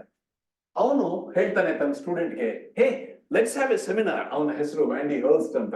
ಅವ್ನು ಹೇಳ್ತಾನೆ, hey let us have a seminar on radio astronomy. ಆಗ್ತಾನೆ ಬಂದಿತ್ತು. ಅಂಡ್ ಹಿ ಪ್ರಿಡಿಕ್ಟ್ಸ್ ರೇಡಿಯೋ ಅಸ್ಟ್ರಾನಮಿನಲ್ಲೂ ಕೂಡ ಒಂದು ರೋಹಿತ ಅಂದ್ರೆ ಒಂದು ಸ್ಪೆಕ್ಟ್ರಲ್ ಲೈನ್ ಇದ್ರೆ radio astronomy will become very important ಅಂತ ಅವನು 1933 ಊರ್ಟ್ ಹೇಳ್ದ. ಯಾವಾಗ್ಲೂ ಅಷ್ಟೇ ಅಲ್ವಾ, ನಿಮ್ಗೆ ಹೇಳ್ಕೊಡೋ ಮೇಷ್ಟ್ರಿಗಳ ಒಂದು ದೂರದರ್ಶಿತ್ವ ತುಂಬಾ ಜಾಸ್ತಿ ಇರುತ್ತೆ. ವಿದ್ಯಾರ್ಥಿಗಳಾಗಿ ನಾವೆಲ್ಲ ಅದನ್ನ ಕಂಡುಹಿಡಿಯಬೇಕು, ಕೇಳಬೇಕು. ಸೊ 21 ಸೆಂಟಿಮೀಟರ್ ಹೈಡ್ರೋಜನ್ ರೋಹಿತ ವೀಕ್ಷಣೆ ರೋಹಿತದ ರೇಡಿಯೋ ಖಗೋಳಶಾಸ್ತ್ರಕ್ಕೆ ಜನ್ಮ ಕೊಟ್ಟಿದ್ದು. ಅಂದ್ರೆ ಈ ಹೈಡ್ರೋಜನ್ ಆಟಮ್ಸ್ ಇದೆಯಲ್ಲ, ಅವು ದೂರ ಕೂತ್ಕೊಂಡು 21 ಸೆಂಟಿಮೀಟರ್ ಅಂದ್ರೆ ನಿಮ್ ಮೊಬೈಲ್ ಸುಮಾರು ಅಪ್ರಾಕ್ಸಿಮೇಟ್ಲಿ 700 ಮೆಗಾಹರ್ಟ್ಸ್ ಅಲ್ವೇ? ಎಲ್ಲ ಹೈಡ್ರೋಜನ್ ಆಟಮ್ಗಳು ಕೂಡ 1420 ಮೆಗಾಹರ್ಟ್ಸ್ ಅಲ್ಲಿ ನಾನು ಇಲ್ಲಿ ಇದ್ದೀನಿ ಅಂತ ಅದು ಒಂದು ಬೀಕನ್, ಒಂದು ಟ್ರಾನ್ಸ್ಮಿಟರ್ ತರ ನಮಗೆ ಸಂದೇಶಗಳನ್ನ ಕಳಿಸ್ತಾ ಇದೆ. ಈ ಸಂದೇಶಗಳನ್ನ ನೋಡಿ ನಾವು ಆ ನಕ್ಷತ್ರಗಳ ಪರಿಸರವನ್ನು ಅರಿಯಬಹುದು ಅಂತ ವಿಜ್ಞಾನಿಗಳು ಕಂಡುಕೊಂಡ್ರು. ಇದೇ 21 centimetre cosmology. So radio telescopes, the fact that hydrogen atoms radio waves are the two important facts which led to a new development called 21 centimeter cosmology. ಇದರ ಜೊತೆಗೆ ಖಗೋಳ ಶಾಸ್ತ್ರಜ್ಞರು ವಿಶ್ವದ ಇತಿಹಾಸವನ್ನು ನೋಡಬಹುದು. ಯಾಕಪ್ಪ ಅಂದ್ರೆ ಬೆಳಕು ತಕ್ಷಣ ಚಲಿಸೋಲ್ಲ. ಬೆಳಕಿನ ವೇಗ ಸುಮಾರು 3000 ಕಿಲೋಮೀಟರ್ಸ್ ಪರ್ ಸೆಕೆಂಡ್ ಅಥವಾ 1 ನ್ಯಾನೋ ಸೆಕೆಂಡ್ ನಲ್ಲಿ 1 ಅಡಿ ಮಾತ್ರ. ನಾವು ದೂರದ ಆಕಾಶ ಕಾಯಗಳನ್ನು ನೋಡ್ತಿದ್ದ ಹಾಗೆ ಸಮಯದಲ್ಲಿ ಹಿಂತಿರುಗಿ ನೋಡಿದ ಹಾಗಿರುತ್ತೆ. ಏನಪ್ಪಾ ಅಂದ್ರೆ ನೋಡಿ, ಸೂರ್ಯ ನಿಮ್ಗೆಲ್ಲ ಗೊತ್ತು, ಸೂರ್ಯ ಎಷ್ಟು ದೂರ ಇದ್ದಾನೆ, ಎಷ್ಟು ಲೈಟ್ ಮಿನಿಟ್ಸ್ ಇದೆ, 8 ಲೈಟ್ ಮಿನಿಟ್ಸ್. ಸೊ ನೀವು ಸೂರ್ಯನ ನೋಡ್ತಾ ಇದ್ರಿ, ಈಗಿನ ಸೂರ್ಯನ ನೋಡ್ತಾ ಇದ್ದೀರಾ ಅಥವಾ 8 ಮಿನಿಟ್ಸ್ ಬಿಫೋರ್? ಒಂದು ನಕ್ಷತ್ರ 4 ಬೆಳಕಿನ ವರ್ಷಗಳ ದೂರ. ಅಲ್ಲಿ ಇವತ್ತು ಇಂಡಿಯಾ ಪಾಕಿಸ್ತಾನ ಕ್ರಿಕೆಟ್ ಮ್ಯಾಚ್ ಆದ್ರೆ ಅಲ್ಲಿ ನಮಗ್ ಬರಕ್ ಎಷ್ಟು ದಿನ ಆಗತ್ತೆ? 4 years. ಅಯ್ಯೋ, ಅಂದ್ರೆ 4 ವರ್ಷದ ಹಿಂದಿನ ಕ್ರಿಕೆಟ್ ಮ್ಯಾಚ್ ನೋಡ್ಬೇಕಾಗುತ್ತೆ ನೀವು, ಅಲ್ವೇ? ಅದೇ ಹತ್ತಿರದ ನಕ್ಷತ್ರ Punja 2.5 million light years. So ಈ ನಕ್ಷತ್ರ ಪುಂಜವನ್ನು ನಾವು ನೋಡ್ತಾ ಇದ್ದಾಗ ಅದು 2.5 ಮಿಲಿಯನ್ ಇಯರ್ಸ್ ಹಿಂದೆ ಇದ್ದಂತಹ ಬೆಳಕು ನಮ್ಗೆ ಕಾಣಿಸ್ತಾ ಇದೆ. So look at this, astronomers by looking at these distant objects, ಅಂದ್ರೆ ಖಗೋಳ ಶಾಸ್ತ್ರಜ್ಞರು ಇಷ್ಟು ದೂರದಲ್ಲಿ ಇರತಕ್ಕಂತ ಆಕಾಶ ಕಾಯಗಳನ್ನು ನೋಡಿ ಒಂದು ತರದ ಇತಿಹಾಸಕಾರರಾಗುತ್ತಾರೆ, ಅಲ್ವೇ? ಸೊ ನಾನು ಬರೆದಿದ್ದೆ ಅದನ್ನು ಎಲ್ಲೋ ಇದರಲ್ಲಿ, ಪರವಾಗಿಲ್ಲ ಬಿಡಿ. ಬರೀ ಇತಿಹಾಸಕಾರರಾಗಿ ಅಲ್ಲ, ಅವರು they also become archaeologist, because archaeology ಅಂದ್ರೆ ಪುರಾತನ ತತ್ವಶಾಸ್ತ್ರಗಳನ್ನ ನೋಡತಕ್ಕಂಥದ್ದು. ಸೊ ಹಾಗೆ ಈ ಪುರಾತನ ಕಾಲದಲ್ಲಿ ಹೇಗಿತ್ತು ಈ ನಕ್ಷತ್ರಗಳು, ಇದನ್ನೆಲ್ಲ astronomers by Doppler effect have been able to look at the past in the sky. So ಇದನ್ನ ಮಾಡಕ್ಕೆ ರಾಮನ್ ರಿಸರ್ಚ್ ಇನ್ಸ್ಟಿಟ್ಯೂಟ್ ಅಲ್ಲಿ ವಿಜ್ಞಾನಿಗಳೆಲ್ಲ ಸೇರಿದ್ರು. ಇವರು ಪ್ರೊಫೆಸರ್ ರವಿ ಸುಬ್ರಹ್ಮಣ್ಯಂ ಅಂತ ನಮ್ಮ ಇನ್ಸ್ಟಿಟ್ಯೂಟ್ ಡೈರೆಕ್ಟರ್ ಆಗಿದ್ರು ಸುಮಾರು 15 ವರ್ಷಗಳ ಕಾಲ. ಈಗ ಆಸ್ಟ್ರೇಲಿಯಾಗೆ ವಾಪಸ್ ಹೋದ್ರು ಅವರು, ಅಲ್ಲಿಂದಾನೆ ಬಂದಿದ್ರು, ಅಲ್ಲಿಗೆ ವಾಪಸ್ ಹೋದ್ರು. ಅವ್ರ ಜೊತೆ ನಾನು ಸೇರ್ಕೊಂಡು ನಾವಿಬ್ರು ಸೇರಿ ಒಂದು ಗುಂಪನ್ನ ಕೂಡ ಹಾಕಿದ್ವಿ, ಇದನ್ನ ಮಾಡ್ಬೇಕು ಅಂತ. ಸರಸ್ನರಿ ಏನು ಅಂತ ಹೇಳ್ತೀನಿ. ಸೊ ಅವಾಗೆಲ್ಲ ಸ್ಟೂಡೆಂಟ್ಸ್ ನೋಡಿ, ಈ ಎಕ್ಸ್ಪೆರಿಮೆಂಟ್ಸ್ ಅಂತ ನಾವು ಮಾಡ್ತಾ ಇರೋದು ಹೇಳಿದ್ರೆ ಗೆಲಿಲಿಯೋ 1600 2000 ಅಷ್ಟೊತ್ತ ತನಕ ನಾವು ಕಾಯಕ್ಕಾಗಲ್ಲ. 3 generations of PhD students, ಅಂದ್ರೆ 3 ಜನರೇಷನ್. 1 ಜನರೇಷನ್ 5 years ಅಂದ್ರೆ ಸುಮಾರು 10-15 ವರ್ಷದಿಂದ ಈ ಕೆಲಸ ಮಾಡ್ತಾರೆ. ಅದಕ್ಕೆ ಸರಸ್ 3 ಅಂದ್ರೆ, ಸರಸ್ ಅಂದ್ರೆ ಏನು ಅಂತ ತಿಳ್ಕೊಳ್ಳೋಣ. ಆಮೇಲೆ ಸರಸ್ 1 ಆಯ್ತು, ಸರಸ್ 2 ಆಯ್ತು, ಈಗ ಸರಸ್ 3. ಸೊ ಸುಮಾರು 10-15 ವರ್ಷಗಳಿಂದ ಈ ಒಂದು ಕಾರ್ಯಕ್ರಮವನ್ನು ನಡೆಸ್ಕೊಂಡು ಬರ್ತಾ ಇದೀವಿ. ಇವರು 3 ಜನ PhD ಸ್ಟೂಡೆಂಟ್ಸ್, ಇವರಿಬ್ರು ನನ್ನ ಜೊತೆನೆ ರಿಟೈರ್ಡ್ ಆದ್ರು. ಇವರಿಬ್ರು ಇಂಜಿನಿಯರ್ಸ್ ಇನ್ನು ಕೆಲಸ ಮಾಡ್ತಾ ಇದ್ದಾರೆ. ಇವರಿಬ್ರು ನಮ್ ಜೊತೆಲೆ PhD ಮಾಡಿದವರು ಇವತ್ತು ರಾಮನ್ ಇನ್ಸ್ಟಿಟ್ಯೂಟ್ ಅಲ್ಲಿ ವಿಜ್ಞಾನಿಗಳಾಗಿದ್ದಾರೆ.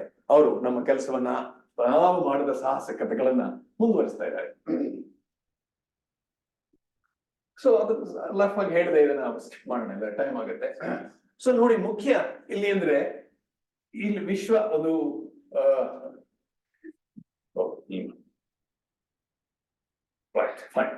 ಸೊ ಟೆಲಿಸ್ಕೋಪ್ ಅಂದ್ರೆ ಸಾಮಾನ್ಯವಾಗಿ ದೇರ್ ಆಲ್ ಪ್ಯಾರಾಬೋಲಿಕ್. ನಿಮ್ಮ ಮನೆ DTH direct to home telecast ಮಾಡೋದು ಕೂಡ ಒಂದು ಇಟ್ಸ್ ಲೈಕ್ ಎ ಪ್ಯಾರಾಬೋಲಾ. ಆದ್ರೆ ನಾವು ಮಾಡಿದಂತಹ ದೂರದರ್ಶಕಗಳು ಬೇರೆ ತರದ ಆಕಾರದಲ್ಲಿತ್ತು. ಯಾತಕ್ಕೆ ಉಪಯೋಗಿಸ್ತಾ ಇದೀವಿ ಅನ್ನೋದು ಬೇರೆ, ಅದರಿಂದ ಬೇರೆ ಬೇರೆ ತರದ ಉಪಕರಣಗಳನ್ನು ಮಾಡಿದ್ವಿ. That's what we call as innovation.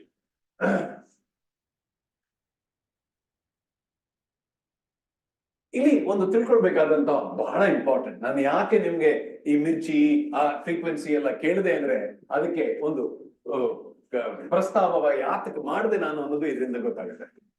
ವಿಶ್ವದಲ್ಲಿ ಇರುವ ಡಾರ್ಕ್ ಏಜಸ್ ಅಥವಾ ಕಾಸ್ಮಿಕ್ ಡಾನ್ ಎಪೋಕ್ಗಳಲ್ಲಿ ಅಲ್ಲಿ ಉಪಸ್ಥಿತವಿರತಕ್ಕಂತಹ ಹೈಡ್ರೋಜನ್ ಅನ್ನೋದ್ರಿಂದ ರೇಡಿಯೋ ತರಂಗಗಳು 1420 ಮೆಗಾಹರ್ಟ್ಸ್ ನಲ್ಲಿ ಹೊರಸೂಸುತ್ತವೆ. ನಾನು ಹೇಳಿದ ಹೈಡ್ರೋಜನ್ ಆಟಮ್ಸ್ ಆರ್ ಲೈಕ್ ಬೀಕನ್ಸ್. ಅದು ಕೂತ್ಕೊಂಡು ಯಾವಾಗ್ಲೂ ನಾನು ಇಲ್ಲಿದ್ದೀನಿ ಅಂತ 1.4 ಗಿಗಾಹರ್ಟ್ಸ್ ಅಥವಾ 1420 ಮೆಗಾಹರ್ಟ್ಸ್ ಅಲ್ಲಿ ಅದು ಹೇಳ್ತಾ ಇದೆ. ಆದ್ರೆ ನಾವು ಆಗ್ಲೇ ಯೋಚನೆ ಮಾಡಿದ್ವಿ, ಅಷ್ಟು ದೂರದಲ್ಲಿ ಇರತಕ್ಕಂತ ಆಕಾಶಕಾಯಗಳು ನಮ್ಮಿಂದ ದೂರ ಇನ್ನೂ ಹೆಚ್ಚು ವೇಗವಾಗಿ ಹೋಗ್ತಾ ಇರೋದ್ರಿಂದ ಅದರಿಂದ ಬರತಕ್ಕಂತಹ ತರಂಗಗಳು, ವಿಕಿರಣಗಳು, ತರಂಗಾಂತರ ಹೆಚ್ಚಾಗುತ್ತೆ ಅಂತ. ಅಂದ್ರೆ ಅವು ವಿಶ್ವ ವಿಸ್ತರಣೆಯ ಕಾರಣವಾಗಿ ಹಿಗ್ಗಿ ಅದು ನಮ್ಮನ್ನು ಸುಮಾರು 30 to 200 ಮೆಗಾಹರ್ಟ್ಸ್ ನಡುವೆ ಸ್ವೀಕರಿಸ್ತೇವೆ. ಅಂದ್ರೆ they are very close to the FM broadcast. That is the problem. I come to it. ಅಂದ್ರೆ ನಮ್ಮ ಪ್ರಯೋಗಕ್ಕೆ ಬೇಕಾದ ರೇಡಿಯೋ ದೂರದರ್ಶಕಗಳನ್ನ ಈ ತರಂಗಾಂತರದಲ್ಲಿ 30 to 200 ಮೆಗಾಹರ್ಟ್ಸ್ ಅಲ್ಲಿ ಸೂಕ್ಷ್ಮತೆ ಇರತಕ್ಕಂತಹ ರೇಡಿಯೋ ಟೆಲಿಸ್ಕೋಪ್ಗಳನ್ನ ನಾವು ಕಟ್ಟಬೇಕು.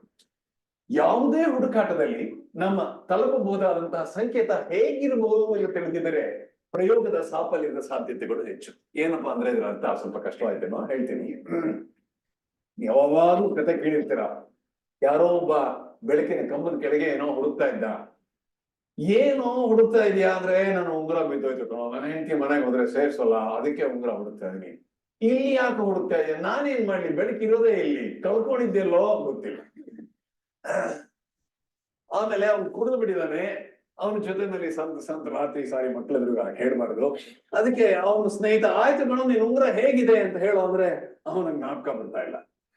ಏನು ಹೇಗಿದೆ ಅಂತಾನೆ ಗೊತ್ತಿದೆ ಅಂದ್ರೆ ಅದನ್ನ ಹೇಗ್ ಹುಡುಕ್ತೀರಾ? ಸೊ ನಾವು ವಿಶ್ವದ ಮುಂಜಾನೆಯಲ್ಲಿ ಹೈಡ್ರೋಜನ್ ಆಟಮ್ಗಳಿದೆ, ಅದನ್ನ ನಾನು ರೇಡಿಯೋ ದೂರದರ್ಶಕ ಮಾಡಿ ನೋಡ್ಬಿಡ್ತೀನಿ ಅಂದ್ರೆ ಏನ್ ನೋಡ್ತೀಯಪ್ಪ ಅನ್ನೋ ಪ್ರಶ್ನೆ ನಿಮ್ಗೆ ಖಂಡಿತ ಬಂದೇ ಬರುತ್ತೆ. ಆ ಪ್ರಶ್ನೆಗೆ ಉತ್ತರ ಖಗೋಳ ಶಾಸ್ತ್ರಜ್ಞರು ಅಂದ್ರೆ ಅಸ್ಟ್ರಾನಮರ್ಸ್ ಕೊಡ್ಲಿಲ್ಲ, ಅಸ್ಟ್ರೋಫಿಸಿಸಿಸ್ಟ್ ನೋಡಿ ಮೋಸ್ಟ್ಲಿ ಹೀಗಿರ್ಬೇಕು ಅಂತ ಹೇಳಿದ್ದಾರೆ. ನೋಡೋಣ ಹೇಗಿರ್ಬೇಕು ಅಂತ ಹೇಳಿದರೆ, ಒಂದು ಸ್ಟಾರ್ ಅನ್ನ ಸ್ಪೆಕ್ಟ್ರಮ್ ತೋರಿಸಿದ್ದೀನಿ ಇದರಲ್ಲಿ, ಸುಮ್ನೆ ಅರ್ಥ ಮಾಡ್ಕೊಳ್ಳಿಕ್ಕೆ. ನೋಡಿ ವಿಬ್ಗಯ 7 ಬಣ್ಣಗಳು ಕಾಣುತ್ತೆ. ಅಲ್ಲಿ ಯಾವ ಆಟಮಿನಿಂದ ಒಂದು ಅಬ್ಸಾರ್ಪ್ಷನ್ ಆಗುತ್ತೆ, ಹೈಡ್ರೋಜನ್ ಆಟಮ್ಸ್ ಇಂದ ಅಬ್ಸಾರ್ಪ್ಷನ್ ಆಗುತ್ತೆ, ಕೆಲವೆಲ್ಲ ಪೀಕ್ಸ್ ಇರುತ್ತೆ. ಸೊ ಯಾವ ಆಟಮಿನಿಂದ ಈ ಪೀಕ್ಸ್ ಮತ್ತು ಹೀರಿಕೆ ಅಂದ್ರೆ ಅಬ್ಸಾರ್ಪ್ಷನ್ ಅಂಡ್ ಎಮಿಷನ್ ಬರುತ್ತೆ ಅಂತ ನೋಡಬಹುದು ಒಂದು ತರಂಗದಲ್ಲಿ ಅಥವಾ ಸ್ಪೆಕ್ಟ್ರೋಮೀಟರ್ ಅಲ್ಲಿ. ಸೊ ಇದೇ ತರ ನಾವು ರೇಡಿಯೋದಲ್ಲಿ ಸುಮಾರು 20 ರಿಂದ 200 ಮೆಗಾಹರ್ಟ್ಸ್ ವರೆಗೂ ನೋಡಿದ್ರೆ ಆ ಹೈಡ್ರೋಜನ್ ರೋಹಿತದ ಒಂದು ಸಂಭವನೀಯ ಆಕಾರ ಹೀಗಿರುತ್ತೆ ಅಂತ ವಿಜ್ಞಾನಿಗಳು ಹೇಳ್ತಾರೆ. ಸೊ ಇಂತಹ ಒಂದು ಆಕಾರವನ್ನ ನಾವು ಹುಡುಕ್ತಾ ಇದ್ದೀವಿ. ಸ್ವಲ್ಪ ಮಟ್ಟಿಗೆ ಸುಲಭ ಅಲ್ವೇ? ಅಟ್ಲೀಸ್ಟ್ ಯಾವ ತರ ಇತ್ತು ಉಂಗುರ ಅಂತ ಹೇಳಿದ್ರೆ ಅವ್ನ್ ಕಟ್ಲಲ್ಲಿ ಹೋಗಿ ಹುಡುಕ್ತಾನೋ ಏನೋ, ಅವನ ಹತ್ರ ಒಂದು ಬ್ಯಾಟ್ರಿ ಇತ್ತೋ ಏನೋ, ಸೊ ಹುಡುಕಬಹುದು ಅಂತ ಒಂದು ಆಸೆಯಿಂದ ನಾವು ಮುಂದುವರೆದ್ವಿ. ಅಯ್ಯೋ ಏನೋ ಆಸೆ ಇತ್ತು, ಆದ್ರೆ ನೋಡಿ ಈ 21 ಸೆಂಟಿಮೀಟರ್ ಸಂಕೇತ 10 to the power of 3 to 5 ಪಟ್ಟು ಪ್ರಕಾಶಮಾನವಾಗಿರುವ ನಮ್ಮ ಕ್ಷೀರಪಥದ ವಿಕಿರಣಗಳನ್ನು ಬೇರ್ಪಡಿಸುವುದೇ ಒಂದು ದೊಡ್ಡ ಸವಾಲು. ನೋಡಿ ಕರೆಕ್ಟ್ ಅಲ್ವೇ? ನೋಡಿ ಅಲ್ಲಿ 13.7 ಬಿಲಿಯನ್ ಇಯರ್ಸ್ ಹಿಂದೆಯಿಂದ ಬಂತು ಆ ವಿಕಿರಣ. ಬಂದ್ರೆ ನಮ್ಮ ಗ್ಯಾಲಕ್ಸಿಯನ್ನ ಹಾಕಿ ಬರ್ಬೇಕು ಅಲ್ವೇ? ನಮ್ಮ ಕ್ಷೀರಪಥದಲ್ಲಿ ನಾವಿದೀವಿ, ನಾವು ಒಳಗಡೆ ಇದೀವಿ, ಅದು ನಾವು ಮಧ್ಯದಲ್ಲೂ ಇಲ್ಲ, ನಾವೆಲ್ಲ ತುದಿನಲ್ಲಿ ಇದೀವಿ. ನಾವು ಯಾವ ಕಡೆ ನೋಡಿದ್ರು ನಮ್ಮ ಕ್ಷೀರಪಥ ಕಂಡೇ ಕಾಣುತ್ತೆ. ಸೊ ಹಾಗೆ ಆ ನಕ್ಷತ್ರಗಳೆಲ್ಲ ಬರತಕ್ಕಂತ ವಿಕಿರಣಗಳು ನಮ್ಮ ಕ್ಷೀರಪಥದ ವಿಕಿರಣಗಳಲ್ಲಿ ಮುಳುಗು ಹೋಗುತ್ತೆ, ಕಾಣೋದು ಬಹಳ ಕಷ್ಟ. ಅದ್ರ ಜೊತೆಯಲ್ಲಿ ಮಿರ್ಚಿ ಬರುತ್ತೆ, ಇನ್ನೊಂದು ಟೈಮ್ ಅದು ಅಯ್ಯೋ ಇದು ಸುಮಾರು 10 to the power of 3 to 5 ಅಂದ್ರೆ 1000 ಇಂದ 10,000 ವರೆಗೆ ಅಂದ್ರೆ ಈ ಮಿರ್ಚಿ ಇದೆಲ್ಲ ರೇಡಿಯೋ ಸ್ಟೇಷನ್ ಬರೋದು 10 to the power of 8 times ಇರುತ್ತೆ. ಸೊ ನೀವು ಅಷ್ಟೊಂದು ರೇಡಿಯೋ ಪೊಲ್ಯೂಷನ್ ಇದ್ರೆ ಈ ನಕ್ಷತ್ರಗಳನ್ನು ನೋಡೋದಕ್ಕೆ ಸಾಧ್ಯವೇ ಇಲ್ಲ. ನಕ್ಷತ್ರಗಳು ಅಥವಾ ನಕ್ಷತ್ರದ ಪರಿಸರಗಳನ್ನ hydrogen atom is not the stars, sorry. So hydrogen atom is the material surrounding the stars, ಅದನ್ನು ನೋಡಕ್ಕೆ ಸಾಧ್ಯವಾಗೋದೇ ಇಲ್ಲ. ನೋಡಿ ಇಲ್ಲಿ ತೋರಿಸಿದೆ 21 centimetre signal emitted by hydrogen atoms ಈ ತರ ಇರುತ್ತೆ. This is a very bright radio sky and interference due to terrestrial interference ತುಂಬಾ ಜಾಸ್ತಿ, ಲೈಟ್ ಪೊಲ್ಯೂಷನ್. ಅದಕ್ಕೆ ತಾನೇ ಯಾವಾಗ್ಲೂ ಟೆಲಿಸ್ಕೋಪ್ಗಳನ್ನ ದೂರದ ಊರಿಗೆ ತಗೊಂಡು ಹೋಗಿ ಎಲ್ಲೂ ಕತ್ತಲೆ ಇರತಕ್ಕಂಥ ಲೈಟ್ ಪೊಲ್ಯೂಷನ್ ಇಲ್ಲದೆ ಇರತಕ್ಕಂಥ ಕಡೆ ಆಪ್ಟಿಕಲ್ ಟೆಲಿಸ್ಕೋಪ್ ಹಾಕ್ತಾರೆ. ಹಾಗೆ ರೇಡಿಯೋ ಪೊಲ್ಯೂಷನ್ ಇಲ್ಲದಂತಹ ಜಾಗ ಬೇಕು ಈ ನಕ್ಷತ್ರಗಳನ್ನ ನೋಡೋದಕ್ಕೆ. ನಾವು ಇದನ್ನ ಮೊದಲು ಮಾಡಿದಂತಹ ದೂರದರ್ಶಕ, ಇದನ್ನ ಯು ಕ್ಯಾನ್ ಸೇ ಆರಂಭಿಕ ದಿನಗಳಲ್ಲಿ ನಾವು ಪ್ರಯತ್ನಿಸಿದ ಒಂದು ದೂರದರ್ಶಕ. ಇದನ್ನ ಇಲ್ಲಿಂದ ಸುಮಾರು 80 ಕಿಲೋಮೀಟರ್ಸ್ ದೂರದಲ್ಲಿರೋ ಗೋರಿಬಿದನೂರು ಮಾಡಿದ್ವಿ. ಇದರಲ್ಲಿ ಏನಪ್ಪಾ ನಮಗೆ ಗೊತ್ತಾಗಿದ್ದು ಫಲಿತಾಂಶ ಅಂದ್ರೆ ಏನು ಮಾಡಬಾರದು ಅನ್ನೋದನ್ನ ಇದು ನಮಗೆ ಚೆನ್ನಾಗಿ ಹೇಳಿತು. ಸೊ ಅದನ್ನ ಕಲ್ತುಕೊಂಡು ಅದರಲ್ಲಿ ಮುಖ್ಯವಾಗಿ ನಾವು ಕಲ್ತಿದ್ದು ಅಂದ್ರೆ ನೋಡು ಇಲ್ಲೆಲ್ಲ ಗೋರಿಬಿದನೂರು ಬೆಂಗಳೂರಿನಲ್ಲಿ ಮಾಡೋದಕ್ಕೆ ಖಂಡಿತ ಸಾಧ್ಯ ಇಲ್ಲ. ಲೈಟ್ ಪೊಲ್ಯೂಷನ್ ಇಲ್ಲದೆ ಇರೋ ಜಾಗದಲ್ಲಿ ಹೇಗೆ ಆಪ್ಟಿಕಲ್ ಟೆಲಿಸ್ಕೋಪ್ ಕಟ್ತಾರೆ, ನೀವು ರೇಡಿಯೋ ಪೊಲ್ಯೂಷನ್ ಇಲ್ಲದ ಜಾಗವನ್ನು ಹುಡುಕಿ ಅಂತ ನಮ್ಗೆ ಒಂದು ಪ್ರೇರಣೆ ಆಯ್ತು. ಹುಡುಕಾಟ ಶುರು ಮಾಡಿದ್ವಿ. ರೇಡಿಯೋ ಕ್ವೈಟ್ ಝೋನ್ಸ್ ಹುಡುಕಾಟಕ್ಕಾಗಿಯೇ ನಿರ್ಮಿಸಿದ ಒಂದು ದೂರದರ್ಶಕದ ಮಾದರಿ ಇದು. ಸೊ ಇದೆಲ್ಲ ನೋಡಿ ನಾವೇ ಹೊಸದಾಗಿ ಏನ್ ಬೇಕೋ ಅದನ್ನ ನಾವೇ ರಾಮನ್ ಇನ್ಸ್ಟಿಟ್ಯೂಟ್ ಅಲ್ಲಿ ವಿಜ್ಞಾನಿಗಳು, ಇಂಜಿನಿಯರ್ಗಳು ಎಲ್ಲ ಸೇರಿ ಮಾಡಿದ್ದು ಇದು. ಈ ಹುಡುಕಾಟ ನಮ್ಮ ಸಾಹಸಗಳಿಗೆ ಒಂದು ಪ್ರಾರಂಭೋತ್ಸವವಾಯ್ತು. ಬೆಂಗಳೂರು, ಊಟಿ ಮತ್ತು ಇನ್ನು ಎಲ್ಲೆಲ್ಲಿಗೋ ಹೋದ್ವಿ. ತೋರಿಸ್ತೀನಿ ಆ ಚಿತ್ರಗಳನ್ನೆಲ್ಲ ನಿಮ್ಗೆ 1 ನಿಮಿಷ ತೋರಿಸ್ತೀನಿ. ನೋಡಿ ಇಲ್ಲಿ ನಾವು ಬೆಂಗಳೂರು ಸಿಟಿನಲ್ಲಿ ನೋಡಿದ್ರೆ ಹೇಗಿರುತ್ತೆ, ನಮ್ಮ ಇದರಲ್ಲಿ ಬರೀ ಇಂಟರ್ಫರೆನ್ಸ್, ಒಂದು ಮ್ಯಾನ್ ಮೇಡ್ ಇಂಟರ್ಫರೆನ್ಸೇ ಜಾಸ್ತಿ. ಸ್ವಲ್ಪ ವಿಲೇಜ್ ಹತ್ರ ಹೋದ್ರೆ ಅಷ್ಟ ಕಾಣಲ್ಲ. ಅದೇ ಲಡಾಖ್ ಅಥವಾ ರಿಮೋಟ್ ಆಸ್ಟ್ರೇಲಿಯನ್ ಡೆಸರ್ಟ್ ಹೋದ್ರೆ ತುಂಬಾ ಚೆನ್ನಾಗಿ ಕಾಣುತ್ತೆ. So the light pollution are the radio pollution is very low in very remote areas. So ಅಂತ ಜಾಗಗಳಿಗೆ ಹೋಗಿ ಈ ಪ್ರಯೋಗವನ್ನು ಮಾಡಬೇಕು ಅಂತ ನಾವು ತಿಳ್ಕೊಂಡ್ವಿ. ಇದ್ರ ಬಗ್ಗೆ ಆಮೇಲೆ ಮಾತಾಡೋಣ. ಸೊ ಇದು ನೋಡಿ, ನಾವು ಕಟ್ಟಿದ ದೂರದರ್ಶಕ ಹಾಗಿತ್ತು ಅಂತ ತೋರಿಸ್ದೆ. ಇದು ನಾವೇ ಮಾಡಿದಂತಹ ರಿಸೀವರ್ ಸಿಸ್ಟಮ್, ಒಂದು ರೇಡಿಯೋ, ವೆರಿ ಸೆನ್ಸಿಟಿವ್ ರೇಡಿಯೋ ಅಂತ ಇಟ್ಕೊಳ್ಳಿ. ನಮ್ಮ ಆಂಟನಾ, ಕಾರ್ ಆಂಟನಾ, ನಿಮ್ ಕಾರ್ ಒಳಗಡೆನೆ ಒಂದು ರೇಡಿಯೋ ಇದೆ.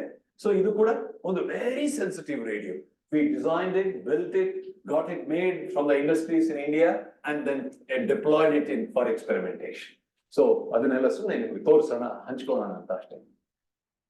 ಸೊ ನೋಡಿ, ಭಾರತೀಯ ಖಗೋಳ ವೀಕ್ಷಣಾಲಯ ನಾವು ಎಲ್ಲಿದ್ದೀವಿ, ಅವರದ್ದೇ ಪಶ್ಚಿಮ ಹಿಮಾಲಯದ ಉತ್ತರಕ್ಕೆ ಸರಾಸರಿ ಸಮುದ್ರ ಮಟ್ಟದಿಂದ 4,500 ಮೀಟರ್ ಎತ್ತರದಲ್ಲಿದೆ.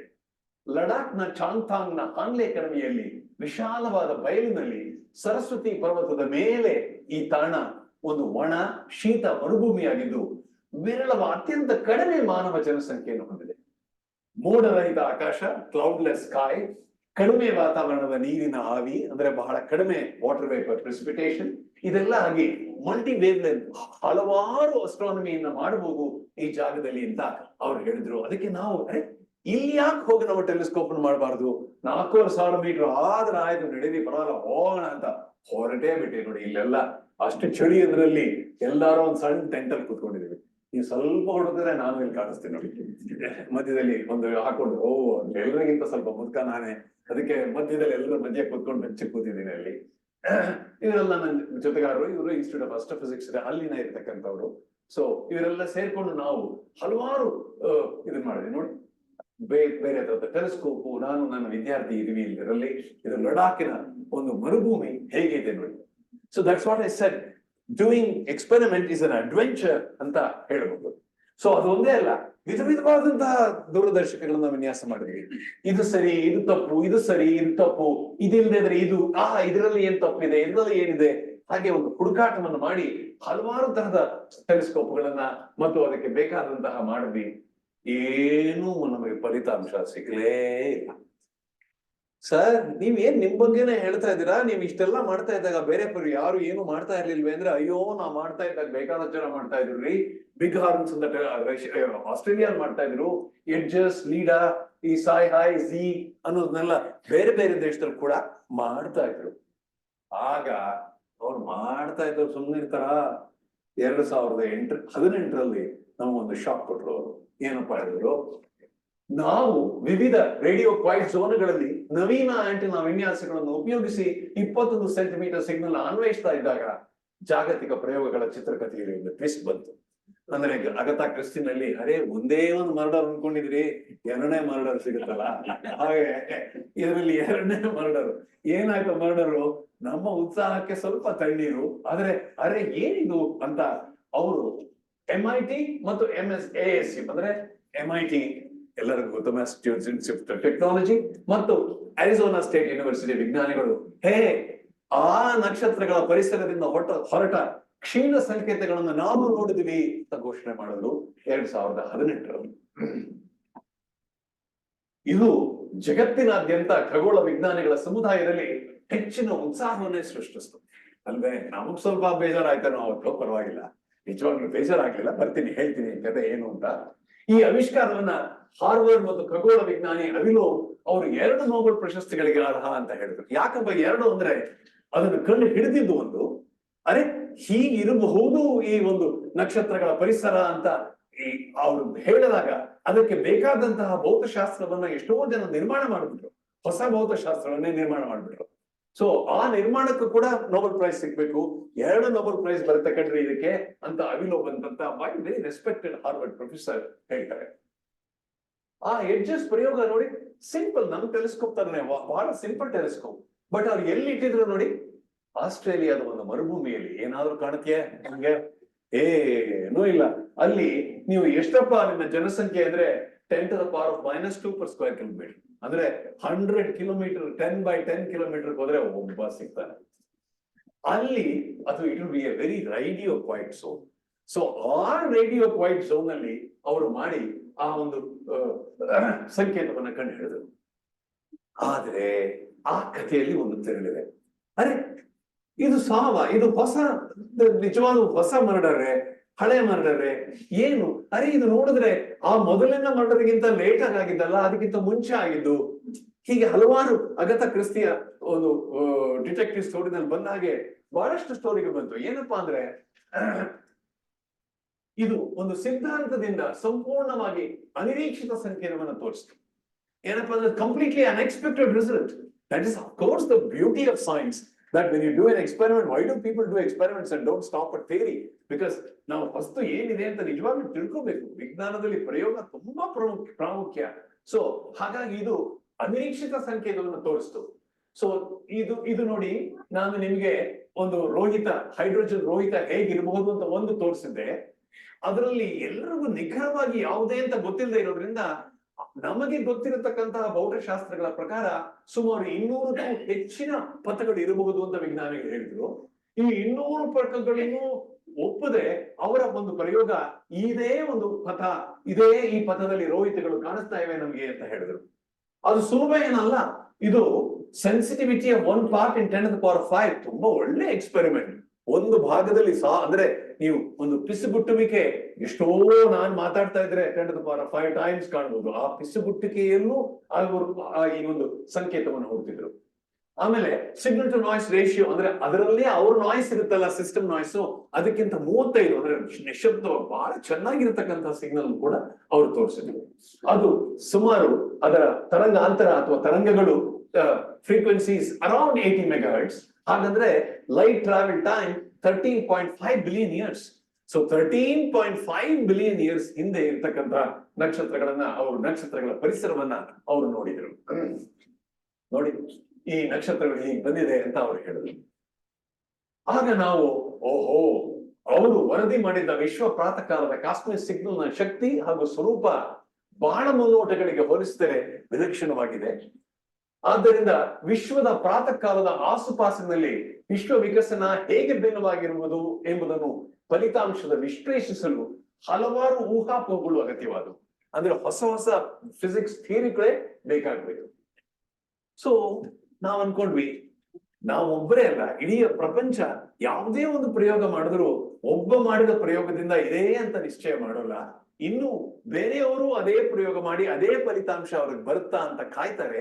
ಸೊ ಸರಸ್ ಟೆಲಿಸ್ಕೋಪ್ ನಲ್ಲಿ ನಾವು ಆ ಫಲಿತಾಂಶ ಬರೋದಕ್ಕೆ ಪ್ರಯತ್ನಿಸಿ ಸುಮಾರು 2022 ಅಂದ್ರೆ 2 ವರ್ಷಗಳ ಹಿಂದೆ on the detection of A cosmic Don signal in the radio background ಅಂತ ಅದೇ ನೇಚರ್ ಅಸ್ಟ್ರಾನಮಿ, ಅವ್ರು ನೇಚರ್ ಪೇಪರ್ ಅಲ್ಲಿ ಪಬ್ಲಿಷ್ ಮಾಡಿದ್ರು.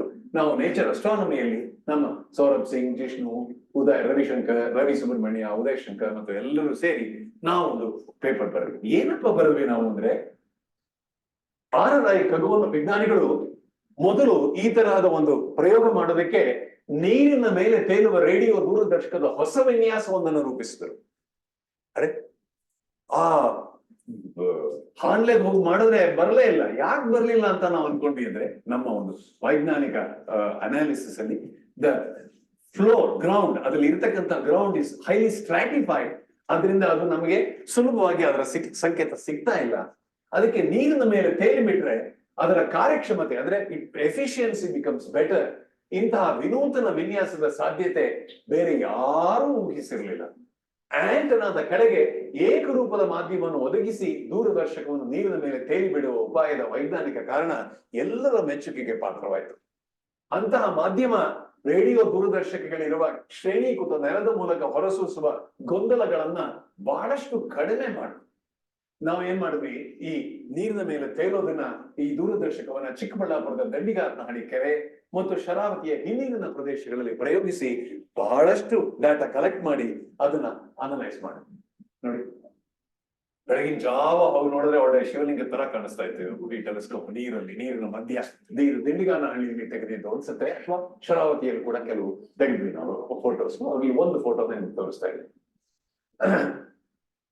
So sorry,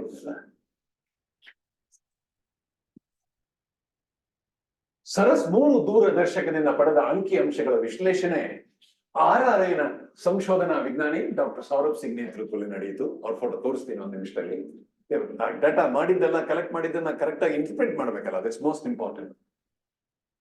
most important result, the bottom line, ಫಲಿತಾಂಶ ಅದೇ ಮೋಸ್ಟ್ ಇಂಪಾರ್ಟೆಂಟ್.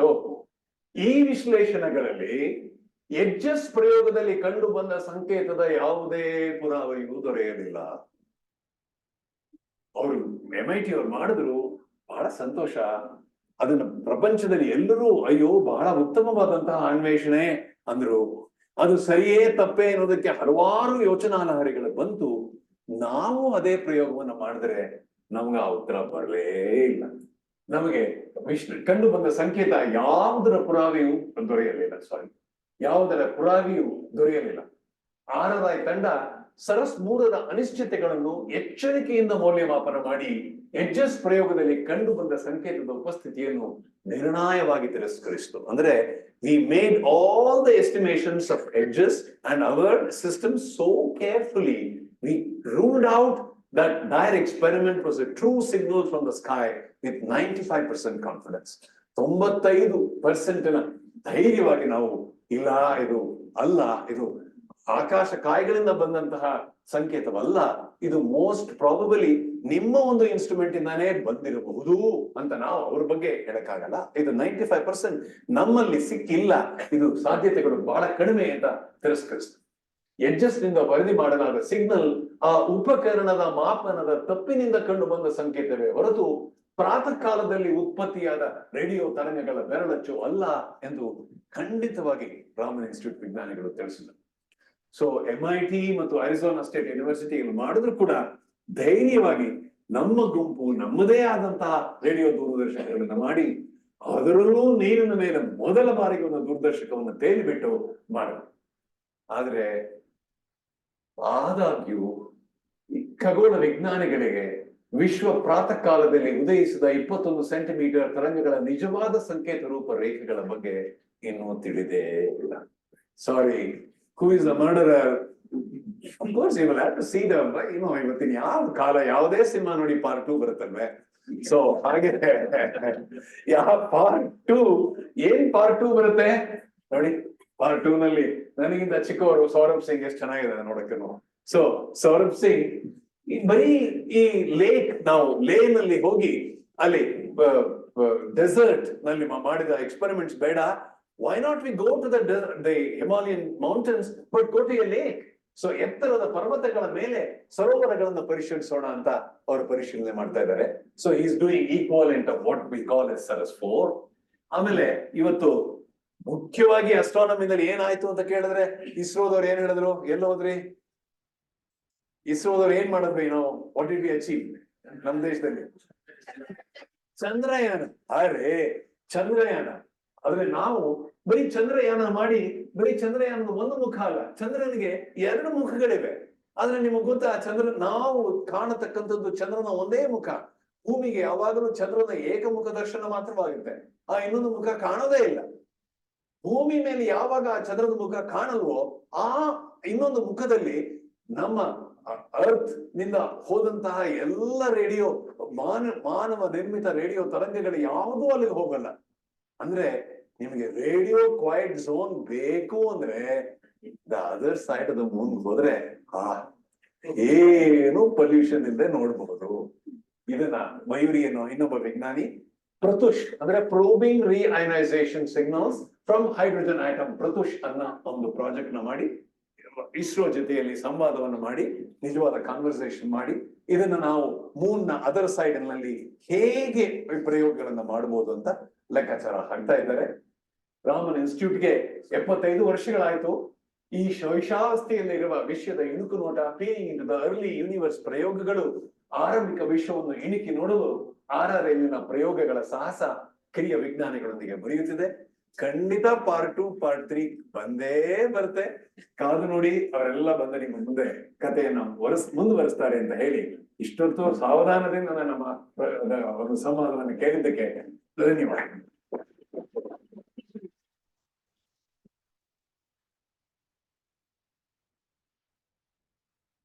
ಧನ್ಯವಾದಗಳು sir.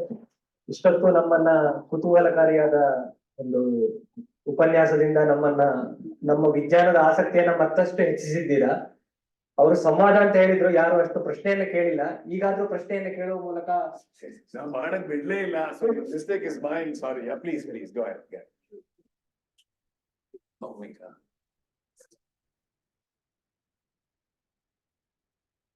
Sorry, 21 centimeter and CMDR gives a difference. 21 centimeters is a spectral line. Okay, it's a Rohita. That means hydrogen atom emits 21 centimeters as a spectral line when it undergoes a, ಸ್ವಲ್ಪ ಮುಂದೆ ಹೋದ್ರೆ ಕಾಣ್ಬೋದು, ನೋಡೋಣ ತಡಿ.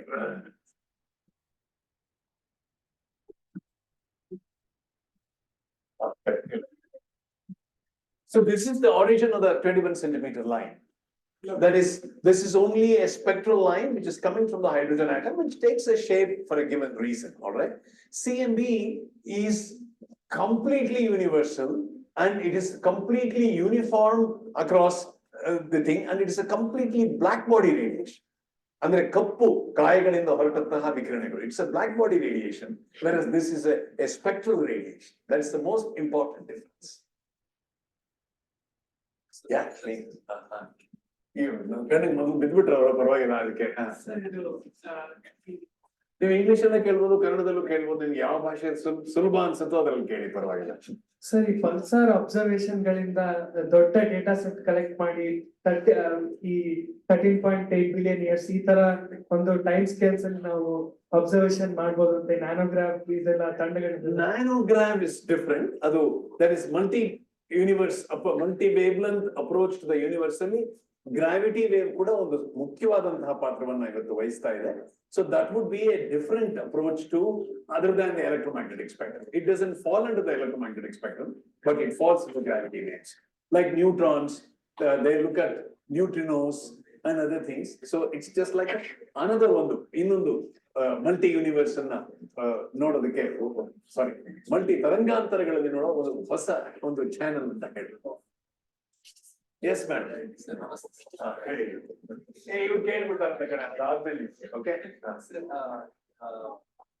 Heliocentric and earth centric ಬಗ್ಗೆ ನೀವು ಹೇಳಿದ್ರಿ. ಅದರಲ್ಲಿ 2ನೇ ಶತಮಾನ ಮತ್ತೆ ನಂತರದಲ್ಲಿ 14ನೇ ಶತಮಾನದಲ್ಲಿ ಗೆಲಿಲಿಯೋ ಮತ್ತೆ ಕೋಪರ್ನಿಕಸ್ ಮೊದಲು ಅವರು ಕಂಡುಹಿಡಿದರು. ನಂತರದಲ್ಲಿ 20ನೇ ಶತಮಾನದಲ್ಲಿ ಅದರ ಬೆಲೆ ಬಟ್ ಆರ್ಯಭಟ್ಟ ಮೊದಲೇ ಅವರು ಹೀಲಿಯೋಸೆಂಟ್ರಿಕ್ ಬಗ್ಗೆ ಹೇಳಿದ್ದಾರೆ. ಸರ್, ಅದ್ರ ಬಗ್ಗೆ ನಿಮ್ಮ ಹೇಳಿದ್ದಾರೆ ಅನ್ನೋದು ಖಂಡಿತ ನಿಜ ಇರಬಹುದು, ಇಲ್ಲ ಅಂತ ನಾನು ಹೇಳಲ್ಲ. ನಾನು ನನ್ನ ಗೆಳತಿ ಕ್ಲಾಸ್ಮೇಟ್ ಶೈಲಜಾ ಅವರು ಹೆಸರು ನೀವೆಲ್ಲ ಕೇಳಿರ್ಬೋದು. ಬಹಳ ಸಲ ನಾನು ಇದನ್ನೆಲ್ಲ ಓದಿದಾಗ ಕೇಳ್ತಾ ಇರ್ತೀನಿ, ಅವ್ರು ಹೇಗ್ ಮಾಡಿದ್ರು, ಎಲ್ಲಿ ಮಾಡಿದ್ರು, ಏನ್ ಬರ್ದಿಟ್ಟಿದ್ದಾರೆ ಅಂದ್ರೆ ನಮ್ಗೆ ಆ ಒಂದು ನಿಖರವಾದಂತಹ ವಿಷಯಗಳು ಗೊತ್ತಿಲ್ಲ. ಆದ್ರೆ ನಿಮ್ಗೆಲ್ಲ ಇನ್ನೊಂದು ನಿಮಿಷ ಟೈಮ್ ಇದೆಯಾ? ಅವರು ಒಂದು ಪ್ರಶ್ನೆ ಕೇಳಿದ್ದು, ಅರ್ತ್ ಸೆಂಟ್ರಿಕ್ ಅಥವಾ ದಿ ಹೀಲಿಯೋಸೆಂಟ್ರಿಕ್ ಹೇಗೆ ಕಂಡು ಹಿಡಿದ್ರು ಅಂತ. ನೀವೆಲ್ಲ ಯಾರು ಅಮ್ಮಂದ್ರು ತಂಗಿಯರು ಬೈಬೇಡಿ, ಎಲ್ಲಾರು ಕಣ್ಣು ಹೊಡೆದಿದ್ರೆ ಯಾವತ್ತಾರೋ?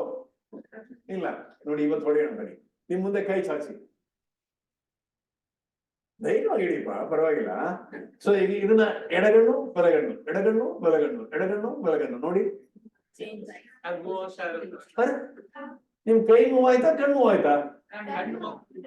ನೋಡಿದ್ರ, ಕಣ್ಣು ಹೊಡೆದಿಲ್ಲ ಅಂದ್ರಿ, ಇವತ್ತು ಕಣ್ಣು ಹೊಡೆದ್ ಬಿಡ್ರಿ. ಸರ್, ನಂದೆಲ್ಲ ತಪ್ಪು, ಅವಂದು ಅಂತ ಹೇಳ್ಬೇಡಿ. ಸೊ ಇದೇ this is the one which prove the heliocentric. ಅಂದ್ರೆ ನಾನು ಅದನ್ನ ಒಂದು ಇದು ಇಟ್ಟಿದ್ದೆ, ಚಟ್ನಿಸಿ ಇಲ್ವಾ?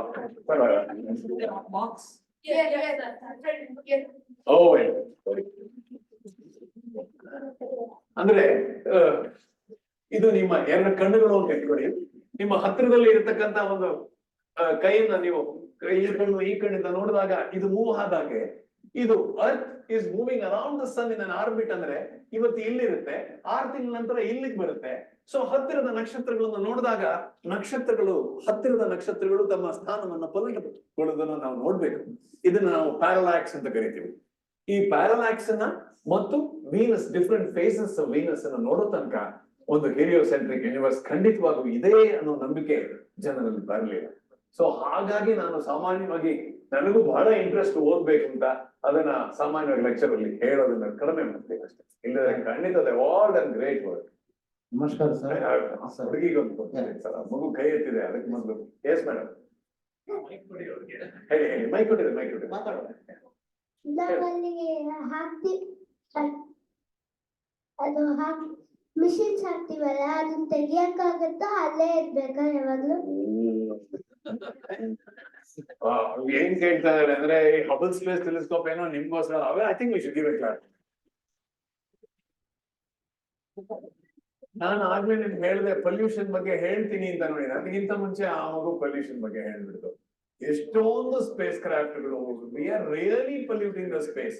This is the problem of technology. ಯಾವುದೇ ಟೆಕ್ನಾಲಜಿ ಮಾಡಿದ್ರು you pollute the space. So are we going to remove them ಅಂತ ಇದ್ದಾರೆ. ಕೆಲವು ಸ್ಪೇಸ್ ಡೆಬ್ರಿಸ್ ಎಷ್ಟಿದೆ ಅನ್ನೋದೇ ಗೊತ್ತಾಗಿಲ್ಲ. ಸೊ ಅದನ್ನ MWA ಅಂತ ಅವ್ರು ಹೇಳಿದ್ರು, ಮರ್ಚಿಸನ್ ವೈಟ್ ಫೀಲ್ಡ್ ಅದೇ. ಅದರಲ್ಲಿ ಎಲ್ಲೆಲ್ಲಿ ಸ್ಪೇಸ್ ಡೆಬ್ರಿಸ್ ಇದೆ, ಏನ್ ಮಾಡ್ಬೋದು ಅನ್ನೋ ಒಂದು ಸಾಧ್ಯತೆಗಳನ್ನು ಕಂಡುಕೊಳ್ಳಕ್ ಪ್ರಯತ್ನಿಸ್ತಾ ಇದ್ದಾರೆ ರೇಡಿಯೋ ದೂರದರ್ಶಕಗಳನ್ನು ಉಪಯೋಗಿಸಿ. ಅದು ಎಷ್ಟು ಮಟ್ಟಿಗೆ ಸಾಧ್ಯ ಅಂತ ಗೊತ್ತಿಲ್ಲ. ಖಂಡಿತ ಅದು ಇರ್ಬಾರ್ದಮ್ಮ. ಏನ್ ಮಾಡೋದು, ಹಸಿ ಕಸ ಈ ಡ್ರೈ ಕಸ ದಿನ ಮನೆ ಮುಂದೆ ಬರುತ್ತಲ್ವಾ. ಸೊ ಎಷ್ಟೇ ಹೇಳಿದ್ರು ಸರಿಯಾಗಿ ಹಾಕೋಲ್ಲ. ಅಮ್ಮನೇ ಕೆಲವು ಸಲ ಹಾಕೋಲ್ಲ ಅಲ್ವಾ. ಅಮ್ಮ ನೀನೇನ್ ತಪ್ಪು ಮಾಡಿದ್ಯಾ ನೋಡು ಅಂತ ನೀನೇ ಹೇಳ್ತೀಯ ಅಲ್ವಾ. ಸೊ ಹಾಗೆ ಆ ಒಂದು ಆಗೋ ತನಕ ಈ ಸ್ಪೇಸ್ ಡೆಬ್ರಿಸ್ ಉಳಿಯುತ್ತೆ. ನಮಸ್ಕಾರ ಸರ್, ನಾನು ಅದ್ಭುತವಾದ ವಿಚಾರವನ್ನು ಕೇಳಿದೆ, ಬಹಳ ಎನರ್ಜೆಟಿಕ್ ಆಗಿತ್ತು. ನನ್ನ ಪ್ರಶ್ನೆ ಇರೋದು ಡಾರ್ಕ್ ಮ್ಯಾಟರ್ ಮತ್ತು ಡಾರ್ಕ್ ಎನರ್ಜಿನಲ್ಲಿ ಇರೋ ವ್ಯತ್ಯಾಸವೇನು ಮತ್ತು ಅದರ ಪರಿಣಾಮ ಗ್ಯಾಲಕ್ಸಿಗಳ ಮೇಲೆ ಯಾವ ರೀತಿ ಬಿದ್ದಿದೆ, ಬೆಳವಣಿಗೆ ಮೇಲೆ ಯಾವ ವಿಕಾಸಗಳು? ಈ ಪ್ರಶ್ನೆ ಸಾರ್ ಬಹಳ ಇಂಪಾರ್ಟೆಂಟ್ ಪ್ರಶ್ನೆ ಕೇಳಿದ್ರು. ಎಲ್ರಿಗೂ ಅರ್ಥ ಆದ ಪ್ರಶ್ನೆ. ಸಾರಿ, ಅವ್ರು ಕೇಳಿದ್ದು ಎರಡು, ಒಂದು ಡಾರ್ಕ್ ಮ್ಯಾಟರ್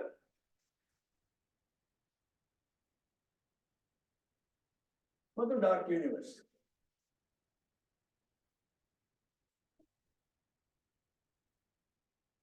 ಮೊದಲು ಅಂದ್ರೆ ನಿಮ್ಮನ್ನೇ ಒಂದು ಪ್ರಶ್ನೆ ಕೇಳ್ತೇನೆ.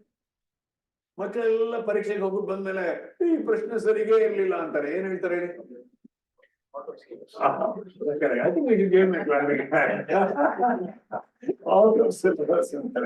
ಸೊ ಈಗ ಅವ್ರು ಹೇಳಿರೋ ಪ್ರಶ್ನೆ ಕೂಡ ಔಟ್ ಆಫ್ ಸಿಲೆಬಸ್ ಅಂತಾರೆ. ಆದ್ರೆ ಒಂದು ಇಂಪಾರ್ಟೆಂಟ್ ಮ್ಯಾಟರ್, ಅದು ಕನೆಕ್ಟೆಡ್ ವಿತ್ ಮೈ ಸಿಲೆಬಸ್. ಏನ್ ಹೇಳ್ಬೇಕು ಅಂದ್ರೆ, ನಾನು ಈ ಡೀಟೇಲ್ಸ್ಗೆಲ್ಲ ಹೋಗ್ಲಿಲ್ಲ. ಈ ಒಂದು ಎಡ್ಜಸ್ ಎಕ್ಸ್ಪೆರಿಮೆಂಟ್ ಅಲ್ಲಿ what is not considered A standard ಅಂತಹ ಒಂದು ಸಂಕೇತ ಕಂಡು ಹಿಡಿದರವರು. ಅದು ನಿಜವಾಗ್ಲೂ ಆಕಾಶಕಾಯಗಳಿಂದ ಬಂದಿದ್ದು ಅಂತ ಹೇಳಿದ್ರು ಅಂದಾಗ, ಆಗ interaction dark matter, dark energy, neutrinos, ಆ ಡಾರ್ಕ್ ಮ್ಯಾಟರ್ ಎನರ್ಜಿನಲ್ಲಿ ಹೇಗಾಯ್ತು, ಅದರಿಂದ ಈ ತರಹದ ಒಂದು ಸಂಕೇತ ಬರಬಹುದೇ ಅಂತ ಕೂಡ ವಿಜ್ಞಾನಿಗಳು ಬಹಳವಾಗಿ ವಿಮರ್ಶೆ ಮಾಡ್ತಾರೆ. ಒಂದು. ಆಮೇಲೆ ಡಾರ್ಕ್ ಮ್ಯಾಟರ್, ಡಾರ್ಕ್ ಎನರ್ಜಿ ಏನು ಅಂದ್ರೆ, ಅದನ್ನ ಅಟ್ಲೀಸ್ಟ್ ಅಷ್ಟೇ ಹೇಳಿ ನೆನೆಸ್ಬಿಡ್ತೀನಿ, ಅದ್ರ ಮೇಲೆ ಹೋಗಲ್ಲ. ಮನುಷ್ಯ ಈ ಒಂದು ನಾವು ಗೋಯಿಂಗ್ ಅರೌಂಡ್ ಅಂದ್ರೆ ಈ ಗ್ಯಾಲಾಕ್ಸಿಗಳು ಕೂಡ ತಿರುಗುತ್ತಾ ಇರ್ತವೆ. ಈ ತಿರುಗಣಿಕೆ, ಈ ಆರ್ಬಿಟಲ್ ಮೋಷನ್ ಆಫ್ ಗ್ಯಾಲಾಕ್ಸೀಸ್ ನ ನಾವು ಡಾಪ್ಲರ್ ಎಫೆಕ್ಟ್ ಉಪಯೋಗಿಸಿ ಮಾಡಿದಾಗ ನಮ್ಮ ಕಣ್ಣಿಗೆ ಕಾಣುವ ನಕ್ಷತ್ರಗಳಿಗಿಂತ ಹೆಚ್ಚಿನ ಒಂದು ಮ್ಯಾಟರ್ ಅಲ್ಲಿ ಇದೆ ಅಂತ ಕಂಡುಹಿಡಿದಿದ್ದೆ ಗ್ರಾವಿಟಿ ಇಲ್ಲ. ಸೊ ಆ ಮ್ಯಾಟರ್ ನ ನಾವು ಡಾರ್ಕ್ ಮ್ಯಾಟರ್, ಯಾಕಂದ್ರೆ ನಮ್ಗೆ ಏನು ಅದ್ರ ಬಗ್ಗೆ ಗೊತ್ತಿಲ್ಲ, ಎಕ್ಸ್ರೇಸ್ ಅಂತ ಕರೆದಿ ಅಲ್ವೇ, ಹಾಗೆ ಡಾರ್ಕ್ ಮ್ಯಾಟರ್ ಆಯ್ತು. ಅದಾದ್ಮೇಲೆ ಇನ್ನೊಂದು ತುಂಬಾ ಇಂಪಾರ್ಟೆಂಟ್ ಯೋಚನೆ ಬರುವಂತದ್ದು ಅಂದ್ರೆ, ನಾವು ಈ ಒಂದು ವಿಶ್ವ ವಿಕಾಸವಾಗ್ತಾ ಇದೆ ಅಂತ ಹೇಳಿದ್ವಿ. ವಿಕಸನ ಒಂದು ವೇಗವನ್ನು ಕೂಡ ನಾವು ಅಳೆದು Hubble 500 kilometres per second per mega parsec, ಈಗ ಸುಮಾರು 70 kilometre per second per mega parsec ಅಂತ ವೇಗವನ್ನು ಹೇಳಿದ್ವಿ.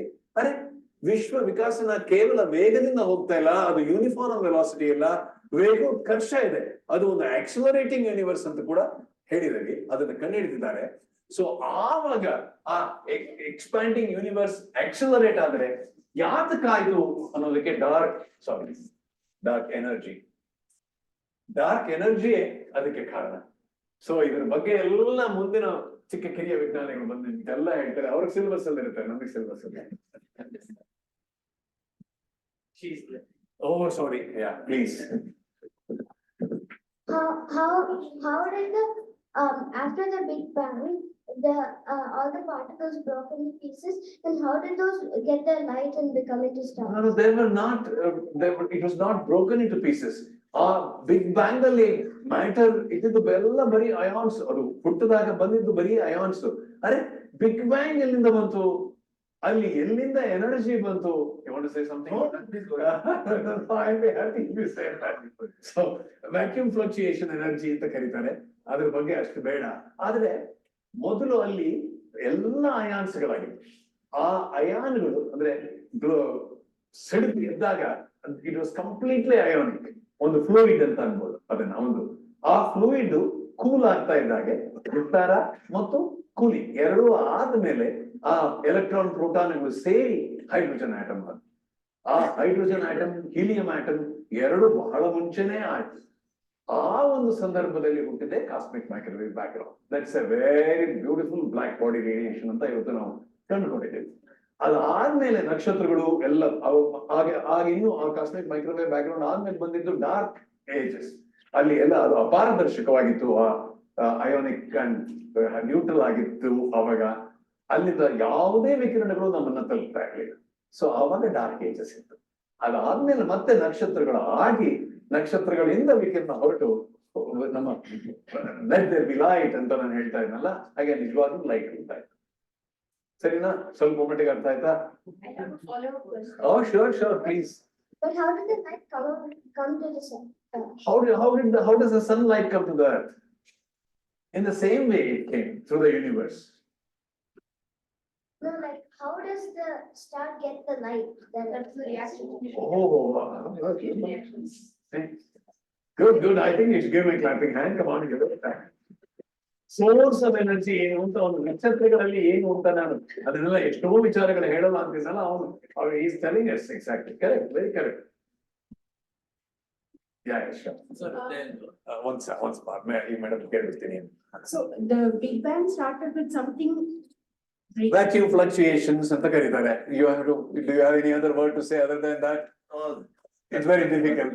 That's a simpler word to start with. So there was really nothing. There was really nothing. Yeah, that's what the people believe. And what triggered that fluctuation? That is called a vacuum energy fluctuation. That's what the trigger, the fluctuations, ಅದು ಯಾವುದೇ ಒಂದು what do you say, a statistical phenomena can always trigger and become suddenly one in million could be higher, 1 in 10 to the power of 5 could be higher. So ಆ ತರದ ಒಂದು fluctuation ಆದಾಗ big bang got triggered ಅನ್ನೋದು ನಮ್ಮ ಇವತ್ತಿನ understanding. Sure. Like dark energy ಬರಲ್ಲ, ಅದು energy can neither be created nor destroyed ಅಂತ principle ಇದೆ. ಅದು ಎಲ್ಲಿಂದ ಬರುತ್ತೆ? ನಾನ್ ಹೇಳ್ತಾ ಇರೋದು ಡಾರ್ಕ್ ಎನರ್ಜಿ ಇರ್ಲೇ ಇಲ್ಲ ಅಂತ ನಾವು ಅನ್ಕೋಬೇಕಾಗಿಲ್ಲ. Dark energy also was a part of the early universe. But when did dark energy dominate, when it did not dominate, and when did the expansion became acceleration is the place where the role of dark energy became more important. Where is the source? ಎಲ್ಲಿಂದ ಬರ್ತಾ ಇದೆ? Oh, I don't think we have found out what is dark energy ಅನ್ನೋದೇ ಇನ್ನೂ ನಮಗೆ ಗೊತ್ತಿಲ್ಲ. That's why I said part 2, part 3 ಎಲ್ಲ ಬರುತ್ತೆ, don't worry. Yes. Sorry, sir ಕೇಳ್ಬೇಕಂತಾರೆ, if you don't mind. Slightly out of syllabus. ಪರವಾಗಿಲ್ಲ, ಎಲ್ಲ out of syllabus ಇದೆ, ನಾನು ಹೇಳ್ಬಿಟ್ಟೆ ಇಲ್ಲ. ನೀವು ಎಕ್ಸ್ಪಾನ್ಷನ್ ಬಗ್ಗೆ ಹೇಳಿದ್ರೆ somewhere I heard expansion and contraction alternate ಆಗುತ್ತೆ ಅಂತ.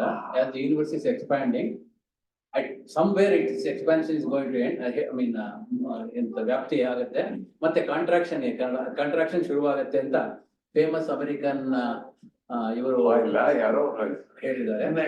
ಇವತ್ತಿನ ಒಂದು what do you say, ಖಗೋಳ ಶಾಸ್ತ್ರಜ್ಞರು ನಂಬಬಹುದು ಬಿಗ್ ಬ್ಯಾಂಗ್ ಯೂನಿವರ್ಸ್ ಮತ್ತು ever expanding universe. It's a flat ever expanding universe. So ಹಾಗಾಗಿ ಈ ಸೈಕಲ್ಸ್ ಇದೆ, ಸ್ಟಡಿ ಸ್ಟೇಟ್ ಯೂನಿವರ್ಸ್ ಆಗತ್ತೆಯೇ, ಇದರಲ್ಲಿ ಸೈಕಲ್ಸ್ ಇದೆಯೇ ಅನ್ನೋ ಪ್ರಶ್ನೆಗೆ ಇಲ್ಲ ಅನ್ನೋದೇ ಇವತ್ತು ನಾವು ಒಂದು ಪಾಸ್ಟರೇಷನ್ ಇದೆ, ಯಾರೋ ಹೇಳಿದ್ದಾರೆ ಅದನ್ನ. Anything else?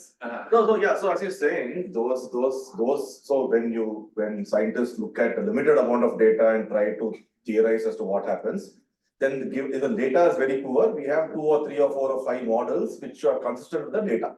But then when you get better and better data, some older models we know are wrong. So the more cyclic universe now we know is wrong. It's not, our universe is not that cyclic. Our universe is not a universe which will come together again and contract.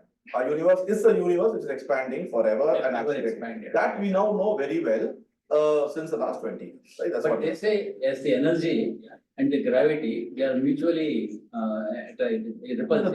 No. As the energy reduces, the gravity will take over and they may contract at all. Actually, The acceleration itself is attributed to the dark energy taking over the matter, right? So therefore, expanding universally, dark energy will play, according to my understanding, more important role in a sense. we have to close. Yeah. 5 minutes for the next. Yeah, no, The sure. last 2-3 questions we only choose. The Yeah. youngest people can now answer. Yeah. Yeah, maybe if you don't mind, let's give a chance to the guy who has not Yeah. answered. Thank you. Sir ಇದು Voyager space craft NASA ಅವ್ರು ಬಿಟ್ರು ಅದು ಎಲ್ಲಿದೆ ಯಾಕೆ ಅದರ communication ಹೆಂಗೆ establish ಆಗುತ್ತೆ ಅಂತ ನಾನು ಸುಮಾರು ವಾಯೇಜರ್ ಸ್ಪೇಸ್ ಕ್ರಾಫ್ಟ್ ಏನೇನು ತೋರಿಸ್ತು ಅಂತ ಪೆಟಿಂಗ್ ಅಂತ ಒಬ್ರು ವಿಜ್ಞಾನಿ ಬಂದಿದ್ರು ನಾಸಾ ಇಂದ ರಾಮನ್ ಇನ್ಸ್ಟಿಟ್ಯೂಟ್ಗೆ ಅವ್ರು ಬಹಳಷ್ಟು more exciting pictures of Jupiter Saturn rings moons of Jupiter ಎಲ್ಲ ಆ ಕಾಲದಲ್ಲಿ ನೋಡಿದ್ವಿ. ಅದಾದ್ಮೇಲೆ ಈಗ ಎಕ್ಸಾಕ್ಟ್ಲಿ ವಾಯೇಜರ್ ಎಲ್ಲಿದೆ ನನಗೆ ಗೊತ್ತಿಲ್ಲ. ಇನ್ನು still it must be, as I said, this are all something which you can easily find in today in the internet. Internet is, today internet is God. Therefore, go home, put a question in Google, do this, do it. It will give you. But remember, it's a God, but he's like Hanumanta. You may say, hey, look, why are you insulting Hanumanta? No, he brought the entire Sanjeevani Parvata. He did not know whether which medicinal plant will be useful. So similarly, Google gives you answers which is correct, which is precise, which is important, which is maybe wrong. That's up to you to figure out. Sir ಅದು ತುಂಬಾ ದೂರ ಹೋಗಿದೆ ಅಲ್ವಾ, ಅದ್ರದ್ದು signals ಹೇಗೆ ಅರ್ಥಕ್ಕೆ reach ಆಗ್ತಾ So ಇದೆ? they were all connected by very big telescopes, radio telescopes, and the beacons were collected and Even now we're getting data. we are getting data, but Yeah, it's becoming more No, so so it's very big, but then we are Very, still very so there is a radio transmitter on Voyager. The Voyager 1 we know now has reached the end of the solar system as we know it, and the radio transmitter there is transmitting radio waves which our really big telescopes can still catch. But But very weak, very there weak. is a certain limit now. Yeah, but it's still not at that limit. So it's still we're still receiving signals from Voyager. Yeah. It may not come at all times, it may come on and off, there are lots of other things. As I said, you can just go look at the internet, you will find many different kinds of answers. Yes, last question. This is the last question. Yeah. Yes, yes. Sir, after the Big Bang, how did the planets create and the black holes? Black holes, it's all yours. After The next one, the next, the next talk at 4 o'clock will be about black Will be holes. about Stay for that. I think that will be a very good thing to look at and listen and ask this question to him. Okay. Thank you very, very much. ಸರ್ಕಾರದೊಂದಿಗೆ ನಮ್ಮ ಇವತ್ತಿನ ಸಂವಾದ ಕಾರ್ಯಕ್ರಮವನ್ನ ಮುಗಿಸೋಣ. So professor Udayashankar ಅವರಿಗೆ ತುಂಬಾ ಧನ್ಯವಾದಗಳನ್ನ Indian astrophysics ಪರವಾಗಿ ಈ ಮೂಲಕ ಹೇಳಿ ಬಯಸ್ತೇನೆ. ಸೊ ಮತ್ತೊಮ್ಮೆ ಚಪ್ಪಾಳೆ ಮೂಲಕ ಧನ್ಯವಾದ. ಈಗ 4:3:50ಕ್ಕೆ ಬ್ಲಾಕ್ ಹೋಲ್ ಬಗ್ಗೆ ಇಂಗ್ಲಿಷ್ ನಲ್ಲಿ ಟಾಕ್ ಇದೆ, ಮತ್ತೆ ನವ ಕರ್ನಾಟಕ ಪಬ್ಲಿಕೇಶನ್ ಕನ್ನಡದ್ದು ಇದೆ. ಸೊ ಆಸಕ್ತರಲ್ಲಿ ಭೇಟಿ ನೀಡಿ ಪುಸ್ತಕಗಳನ್ನ ಓದಿ ಜ್ಞಾನವನ್ನ ಹೆಚ್ಚಿಸ್ಕೊಳ್ಳಿ ಅಂತ ಕೇಳ್ತೀನಿ. ಧನ್ಯವಾದ.